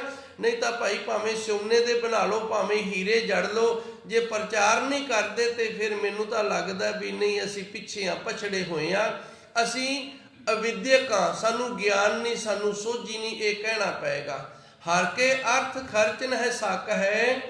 ਇਹ ਜਿਹੜਾ ਨਾਸਤਕ ਹੈ, ਜਿਨਨੇ ਮਾਇਆ ਨੂੰ ਜਕੜਿਆ ਹੋਇਆ ਹੈ, ਜਿਹਨੂੰ ਮਾਇਆ ਚੰਬੜੀ ਹੋਈ ਹੈ, ਇਹ ਰੱਬ ਦੇ ਨਾਂ ਦਾ ਪੈਸਾ ਖਰਚ ਨਹੀਂ ਕਰ ਸਕੇਗਾ। ਜਮਕਾਲ ਸਹਿ ਸਿਰ ਪੀੜਾ, ਤੇ ਅਖੀਰ ਨੂੰ ਕੀ ਹੋਏਗਾ? ਜਿਹੜੇ ਜਮਕਾਲ ਨੇ ਨਾ, ਉਹਨਾਂ ਦੀ ਵੀ ਪੀੜੇ ਨੂੰ ਸਹਾਰਨੀ। ਇੱਥੋਂ ਵੀ ਦੁਖੀ ਹੋ ਕੇ ਗਿਆ ਹੈ ਤੇ ਅੱਗੇ ਜਾ ਕੇ ਵੀ ਦੁਖੀ ਹੋਏਗਾ। ਉਸਨੇ ਪ੍ਰਭੂ ਪਰਮਾਤਮਾ ਦੇ ਨਾਮ ਤੇ ਕਦੇ ਪੈਸਾ ਨਹੀਂ ਖਰਚਿਆ, ਜਿਸ ਕਰਕੇ ਜਮਾਂ ਦੀ ਬੜੀ ਮਾਰ ਪੈਂਦੀ ਹੈ ਜੀ। ਜਿਨ ਹਰ ਅਰਥ ਸਰੀਰ ਲਗਾਇਆ, ਗੁਰ ਸਾਧੂ ਬਹੁ ਸਰਦਾ ਲਾਏ ਮੁਖ ਧੂੜਾ। ਤੇ ਵਿੱਚ ਇਸ ਤਰ੍ਹਾਂ ਦੇ ਵੀ ਗੁਰਮੁਖ ਪਿਆਰੇ ਨੇ, ਜਿਨ੍ਹਾਂ ਨੇ ਆਪਣਾ ਸਰੀਰ ਹੀ ਇਸ ਅਰਥ ਦੇ ਲਈ ਲਾ ਦਿੱਤਾ ਵੀ ਆਪਾਂ ਤਾਂ ਗੁਰੂ ਦੀ ਸੇਵਾ ਹੀ ਕਰਨੀ ਹੈ। ਇਸ ਤਰ੍ਹਾਂ ਦੀਆਂ ਵੀ ਰੂਹਾਂ ਹੈਗੀਆਂ ਨੇ, ਇਸ ਤਰ੍ਹਾਂ ਦੇ ਵੀ ਮਹਾਂਪੁਰਸ਼ ਹੈਗੇ ਨੇ। ਸੰਤ ਜਰਨੈਲ ਸਿੰਘ ਭਿੰਡਰਾਂ ਵਾਲਿਆਂ ਨੇ ਆਪਣਾ ਸਰੀਰ ਲਾ ਦਿੱਤਾ ਗੁਰੂ ਦੇ ਅਰਥ। ਇਸ ਤਰ੍ਹਾਂ ਮਹਾਂਪੁਰਸ਼ ਹੋਏ ਨੇ, ਜਿਨ੍ਹਾਂ ਨੇ ਵੇਖੋ ਕਿੰਨੇ ਵਿਦਿਆਰਥੀ ਪੜ੍ਹਾਏ ਨੇ। ਸੰਤ ਗੁਰਬਚਨ ਸਿੰਘ, ਸੰਤ ਬਾਬਾ ਸੁੰਦਰ ਸਿੰਘ ਜੀ, ਇਸ ਤਰ੍ਹਾਂ ਇਹਨਾਂ ਨੇ ਜਿਹੜੇ ਸਰੀਰ ਲਾਏ ਨੇ, ਗੁਰੂ ਦੇ ਖਾਤੇ ਚਲਾ ਦਿੱਤੇ ਨੇ, ਗੁਰੂ ਦੇ ਦਰ ਤੇ ਉਹਨਾਂ ਨੇ ਆਪਣਾ ਸਰੀਰ ਅਰਪਣ ਕਰ ਦਿੱਤਾ ਹੈ। ਜਿਨ ਹਰ ਅਰਥ ਸਰੀਰ ਲਗਾਇਆ, ਜਿਨ੍ਹਾਂ ਨੇ ਇਸ ਅਰਥ ਦੇ ਲਈ ਆਪਣਾ ਸਰੀਰ ਹੈ ਜਿਹੜਾ ਇਹ ਨਿਸ਼ਾਵਰ ਕਰ ਦਿੱਤਾ ਹੈ। ਗੁਰ ਸਾਧੂ ਬਹੁ ਸਰਦਾ ਲਾਏ ਮੁਖ ਧੂੜਾ, ਤੇ ਉਹ ਗੁਰੂ ਸਾਧੂ ਸਿੱਖ ਤੇ ਗੁਰੂ ਇੱਕ ਰੂਪ ਹੋ ਗਏ ਨੇ, ਕਿਉਂਕਿ ਉਹਦੇ ਅੰਦਰ ਸਰਦਾ ਹੈ। ਉਹ ਆਪਣੇ ਮੁਖ ਤੇ ਗੁਰੂ ਦੇ ਚਰਨਾਂ ਦੀ ਧੂੜ ਲਾਉਂਦਾ ਹੈ। ਧੰਨ ਗੁਰੂ ਜੀ ਰਹਿਮਤ ਕਰਦੇ ਨੇ। ਜਿਨ ਹਰ ਅਰਥ ਸਰੀਰ ਲਗਾਇਆ, ਗੁਰ ਸਾਧੂ, ਜਿਹੜੇ ਸਾਧੂ ਸਰੂਪ ਗੁਰਮੁਖ ਪਿਆਰੇ ਗੁਰਸਿੱਖ ਨੇ, ਗੁਰੂ ਤੋਂ ਗਿਆਨ ਸੋਝੀ ਲੈ ਕੇ ਹਰੀ ਪਰਮਾਤਮਾ ਦੇ ਨਾਮ ਜਪਣ ਦੇ ਵਿੱਚ, ਹਰੀ ਪਰਮਾਤਮਾ ਦੇ ਨਾਮ ਦਾ ਪ੍ਰਚਾਰ ਕਰਨ ਦੇ ਵਿੱਚ ਆਪਣਾ ਸਰੀਰ ਜਿਹੜਾ ਸਾਰੀ ਉਮਰ ਇਸ ਪਾਸੇ ਲਾ ਦਿੱਤੀ ਹੈ। ਜਿਵੇਂ ਬਾਬਾ ਸ਼ੇਰ ਸਿੰਘ ਜੀ ਸੇਵਾ ਕਰਵਾ ਰਹੇ ਨੇ, ਇਸ ਤਰ੍ਹਾਂ ਬਹੁਤ ਸਰਦਾ ਲਾਏ ਮੁਖ ਧੂੜਾ, ਤੇ ਉਹਨਾਂ ਦੇ ਅੰਦਰ ਸ਼ਰਧਾ ਗੁਰੂ ਦੇ ਪ੍ਰਤੀ, ਤੇ ਗੁਰੂ ਦੇ ਚਰਨਾਂ ਦੀ ਜਿਹੜੀ ਧੂੜ ਹੈ ਮੁਖ ਤੇ ਲਾਉਂਦੇ ਹਨ ਜੀ। ਹਲਤ ਪਲਤ ਹਰ ਸੋਭਾ ਪਾਵਹਿ, ਹਰ ਰੰਗ ਲਗਾ ਮਨ ਗੂੜਾ। ਇਹ ਲੋਕ ਤੇ ਪਰਲੋਕ ਦੇ ਵਿੱਚ ਵਡਿਆਈ ਪ੍ਰਾਪਤ ਕਰ ਲੇਗਾ। ਹਲਤ ਪਲਤ ਹਰ ਸੋਭਾ ਪਾਵੇ, ਇਹਨੂੰ ਵਡਿਆਈ ਮਿਲੇਗੀ, ਇਹਨੂੰ ਸੋਭਾ ਮਿਲੇਗੀ। ਹਲਤ ਕਹਿੰਦੇ ਨੇ ਲੋਕ ਨੂੰ, ਜਿੱਥੇ ਆਪਾਂ ਬੈਠੇ ਆ ਧਰਤੀ, ਤੇ ਪਲਤ ਅਗਲਾ ਲੋਕ ਅੱਗੇ ਜਿੱਥੇ ਜਾਏਗਾ। ਹਰ ਸੋਭਾ, ਇਹਨੂੰ ਹਰੀ ਪਰਮਾਤਮਾ ਦੇ ਦਰ ਤੋਂ ਇਹਦੇ ਮਸਤਕ ਦੇ ਵਿੱਚ ਸੋਭਾ ਵਡਿਆਈ ਲਿਖੀ ਗਈ ਹੈ। ਹਰ ਰੰਗ ਲੱਗਾ ਮਨ ਗੂੜਾ, ਇਹਨੂੰ ਪਰਮਾਤਮਾ ਦਾ ਪ੍ਰੇਮ ਰੰਗ ਜਿਹੜਾ ਨਾ ਲੱਗ ਗਿਆ, ਤੇ ਲੱਗਿਆ ਵੀ ਗੂੜਾ ਹੈ, ਫਿੱਕਾ ਨਹੀਂ ਹੈਗਾ, ਪੂਰਾ ਪੱਕ ਗਿਆ, ਪੂਰਾ ਗੂੜਾ ਪ੍ਰਭੂ ਪਰਮਾਤਮਾ ਦਾ ਪ੍ਰੇਮ ਰੰਗ ਲੱਗ ਗਿਆ ਹੈ ਜੀ। ਹਰ ਹਰ ਮੇਲ ਮੇਲ ਜਨ ਸਾਧੂ, ਹਮ ਸਾਧ ਜਨਾ ਕਾ ਕੀੜਾ। ਤੇ ਧੰਨ ਗੁਰੂ ਮਹਾਰਾਜ ਜੀ ਆਖਰੀ ਪੌੜੀ ਦੇ ਵਿੱਚ ਸੱਚੇ ਸਤਿਗੁਰ ਅਕਾਲ ਪੁਰਖ ਵਾਹਿਗੁਰੂ ਦੇ ਅੱਗੇ ਅਰਦਾਸ ਕਰਦੇ ਨੇ ਤੇ ਸਾਨੂੰ ਵੀ ਜਾਚ ਸਿਖਾਉਂਦੇ ਨੇ ਵੀ ਅਸੀਂ ਵੀ ਇਸ ਤਰ੍ਹਾਂ ਅਰਦਾਸ ਕਰੀਏ। ਕਿਵੇਂ? ਹਰ ਹਰ ਮੇਲ ਮੇਲ ਜਨ ਸਾਧੂ। ਹੈ ਮੇਰੇ ਸੱਚੇ ਸਤਿਗੁਰ ਜੀ, ਜਿਨ੍ਹਾਂ ਨੇ ਆਪਣਾ ਸਰੀਰ ਹਰੀ ਅਕਾਲ ਪੁਰਖ ਵਾਹਿਗੁਰੂ ਦੀ ਪ੍ਰਾਪਤੀ ਦੇ ਲਈ, ਪਰਉਪਕਾਰ ਦੇ ਲਈ, ਸਮਾਜ ਦੇ ਭਲੇ ਦੇ ਲਈ, ਗੁਰਸਿੱਖੀ ਦੇ ਪ੍ਰਚਾਰ ਦੇ ਲਈ ਲਾ ਦਿੱਤਾ ਹੈ, ਉਹ ਸਾਧੂ ਸੰਤਾਂ ਦੇ ਨਾਲ ਸਾਨੂੰ ਵੀ ਮੇਲਣਾ ਕਰ। ਹਮ ਸਾਧ ਜਨਾ ਕਾ ਕੀੜਾ, ਤੇ ਅਸੀਂ ਉਹਨਾਂ ਦੇ ਚਰਨਾਂ ਦੇ ਕੀੜੇ ਬਣ ਕੇ ਰਹੀਏ। ਭਾਵ ਤੁਸ਼, ਇੱਥੇ ਕੀੜੇ ਤੋਂ ਸਮਝ ਲੈਣਾ ਤੁਸ਼। ਅਸੀਂ ਉਹਨਾਂ ਦੀ ਸੇਵਾ ਦੇ ਵਿੱਚ ਦਾਸਨ ਦਾਸ ਬਣ ਕੇ ਰਹੀਏ, ਨਿਮਰਤਾ ਦੇ ਨਾਲ ਰਹੀਏ, ਸ਼ਰਧਾ ਭਾਵਨਾ ਦੇ ਨਾਲ ਉਹਨਾਂ ਗੁਰਮੁਖ ਪਿਆਰਿਆਂ ਦੀ ਸੇਵਾ ਵਿੱਚ ਲੱਗੇ ਰਹੀਏ ਜੀ। ਜਨ ਨਾਨਕ ਪ੍ਰੀਤ ਲੱਗੀ ਭਗ ਸਾਧ ਗੁਰ, ਮਿਲ ਸਾਧੂ ਪਾਖਾਨ ਹਰਿਓ ਮਨ ਮੂੜਾ। ਅੱਗੇ ਧੰਨ ਗੁਰੂ ਜੀ ਰਹਿਮਤ ਕਰਦੇ ਨੇ, ਜਨ ਨਾਨਕ ਪ੍ਰੀਤ ਲੱਗੀ ਭਗ ਸਾਧ। ਜਿਨ੍ਹਾਂ ਗੁਰਮੁਖ ਪਿਆਰਿਆਂ ਦਾ ਪ੍ਰੇਮ ਹੋ ਗਿਆ ਨਾ, ਇਸ ਤਰ੍ਹਾਂ ਦੇ ਆਪਣੇ ਸਰੀਰ ਗੁਰੂ ਨੂੰ ਅਰਪਣ ਕਰਨ ਵਾਲੇ, ਗੁਰੂ ਦੀ ਭਗਤੀ ਭਜਨ ਬੰਦਗੀ ਕਰਨ ਵਾਲਿਆਂ, ਸਾਧੂ ਸੰਤਾਂ ਦੇ ਨਾਲ ਪ੍ਰੀਤ ਲੱਗੀ ਨਾ, ਗੁਰ ਮਿਲ, ਉਹਨਾਂ ਨੇ ਗੁਰੂ ਨੂੰ ਪ੍ਰਾਪਤ ਕਰਕੇ ਮਿਲ ਕੇ ਸਾਧੂ ਹੋ ਗਏ ਨੇ। ਤੇ ਪਖਾਨ ਕਹਿੰਦੇ ਨੇ ਪੱਥਰ ਨੂੰ, ਹਰਿਓ ਮਨ ਮੂੜਾ। ਇਹ ਜਿਹੜਾ ਮੂਰਖ ਮਨ ਸੀ, ਪੱਥਰ ਵਰਗਾ ਕਠੋਰ ਸੀ, ਇਹ ਹਰਾ ਭਰਾ ਹੋ ਗਿਆ। ਇਹ ਨਾ ਜਿਵੇਂ ਗੁਰਬਾਣੀ ਦੇ ਅੰਦਰ ਸ਼ਬਦ ਆਉਂਦਾ ਨਾ, ਸੂਕੇ ਕਾਸ਼ਟ ਹਰਿਆ। ਇੱਥੇ ਗੁਰੂ ਮਹਾਰਾਜ ਜੀ ਸਾਨੂੰ ਇਹ ਦੱਸਦੇ ਨੇ ਵੀ ਜਿਹੜੀ ਸੁੱਕੀ ਲੱਕੜ ਹੁੰਦੀ ਹੈ ਨਾ, ਉਹ ਦੁੱਖ ਦੇਣ ਵਾਲੀ ਹੁੰਦੀ ਏ। ਜਿਹੜੀ ਸੁੱਕੀ ਲੱਕੜ ਏ ਉਹ ਦੁੱਖ ਦੇਣ ਵਾਲੀ ਹੁੰਦੀ ਏ, ਤੇ ਜਦੋਂ ਹਰੀ ਕਰੂੰਬਲ ਹੋਵੇ ਨਾ, ਉਹ ਦੁੱਖ ਨਹੀਂ ਦਿੰਦੀ। ਉਹਨੂੰ ਚਿਹਰੇ ਤੇ ਤੁਸੀਂ ਕਿਤੇ ਵੀ ਫੇਰ ਲਓ, ਉਹ ਦੁੱਖ ਨਹੀਂ ਦਿੰਦੀ। ਹੁਣ ਸਾਡਾ ਮਨ ਏ ਜਿਹੜਾ ਜਦੋਂ ਸੁੱਕ ਜਾਂਦਾ ਏ, ਉਦੋਂ ਇਹਦੇ ਚੋਂ ਨਿਕਲਿਆ ਹੋਇਆ ਜਿਹੜਾ ਬੋਲ ਏ ਦੂਜਿਆਂ ਨੂੰ ਦੁੱਖ ਦਿੰਦਾ। ਇਹ ਸੁੱਕੀ ਲੱਕੜ ਵਰਗਾ ਹੋ ਗਿਆ। ਸੂਕੇ ਕਾਸ਼ਟ ਹਰਿਆ ਦਾ ਅਰਥ ਇਸ ਤਰ੍ਹਾਂ ਸਮਝਣਾ। ਗੁਰੂ ਜੀ ਸਾਨੂੰ ਉੱਥੇ ਇਹ ਸਮਝਾ ਰਹੇ ਨੇ ਵੀ ਜਿਨ੍ਹਾਂ ਦੇ ਮਨ ਸੁੱਕੀ ਲੱਕੜ ਵਰਗੇ ਨੇ ਨਾ, ਹੁਣ ਜ਼ੁਬਾਨ ਦੇ ਨਾਲ ਬੋਲਿਆ ਜਾਂਦਾ, ਜ਼ੁਬਾਨ ਹੈ ਜਿਹੜੀ ਚੰਮਦੀ, ਇਹਦੇ ਚੋਂ ਨਿਕਲਿਆ ਹੋਇਆ ਸ਼ਬਦ ਹੈ ਜਿਹੜਾ ਉਹ ਜ਼ੁਬਾਨ ਦਾ ਨਹੀਂ, ਮਨ ਦੇ ਵਿੱਚੋਂ ਨਿਕਲਿਆ ਹੈ। ਇਹ ਇੱਕ ਜਰੀਆ ਆ ਮੈਕ ਵਿੱਚ ਬੋਲਦੇ ਆ ਤੇ ਅੱਗੇ ਹਾਰਨ ਦੇ ਵਿੱਚੋਂ ਨਿਕਲੀ ਜਾਂਦਾ। ਹੁਣ ਹਾਰਨ ਇਹਦਾ ਸੁਧਾਰ ਥੋੜੀ ਕਰੇਗਾ ਜਿਹੜੇ ਮੈਂ ਸ਼ਬਦ ਬੋਲ ਰਿਹਾ, ਉਹ ਤਾਂ ਜਿਹੜੇ ਇੱਥੋਂ ਬੋਲੇ ਗਏ ਤੇ ਉੱਥੋਂ ਨਿਕਲਣੇ ਨੇ। ਉਵੇਂ ਮਨ ਦੇ ਵਿੱਚੋਂ ਜਿਹੜੀ ਗੱਲ ਆ ਜਾਣੀ ਹੈ, ਜ਼ਬਾਨ ਦੇ ਵਿੱਚੋਂ ਉਹੀ ਨਿਕਲਣੀ ਹੈ। ਹੁਣ ਮਨ ਜਿਹੜਾ ਉਹ ਪੱਥਰ ਹੈ, ਸੁੱਕੀ ਲੱਕੜ ਹੈ, ਤੇ ਉਹਦੇ ਚੋਂ ਨਿਕਲਿਆ ਹੋਇਆ ਜਿਹੜਾ ਸ਼ਬਦ ਹੈ ਅਗਲੇ ਤੇ ਇਸ ਤਰ੍ਹਾਂ ਵੱਜੇਗਾ ਜਿਵੇਂ ਪੱਥਰ ਵੱਜਿਆ ਜਾਂ ਸੁੱਕੀ ਲੱਕੜ ਕਿਸੇ ਦੇ ਪਿੰਡੇ ਤੇ ਚਲਾ ਦਿੱਤੀ, ਤੇ ਉਹਨੇ ਭਾਈ ਫਿਰ ਪਿੰਡੇ ਤੇ ਝਰੀਟਾਂ ਹੀ ਮਾਰਨੀਆਂ ਨੇ ਨਾ। ਉਹਦੀ ਥਾਂ ਤੇ ਸੂਕੇ ਕਾਸ਼ਟ ਹਰਿਆ, ਮਨ ਜੇ ਹਰਾ ਹੋ ਜਾਵੇ ਤੇ ਫਿਰ ਕੋਮਲ ਸ਼ਬਦ ਨਿਕਲਣਗੇ, ਇਹ ਕਿਸੇ ਨੂੰ ਦੁੱਖ ਨਹੀਂ ਦਿੰਦੇ।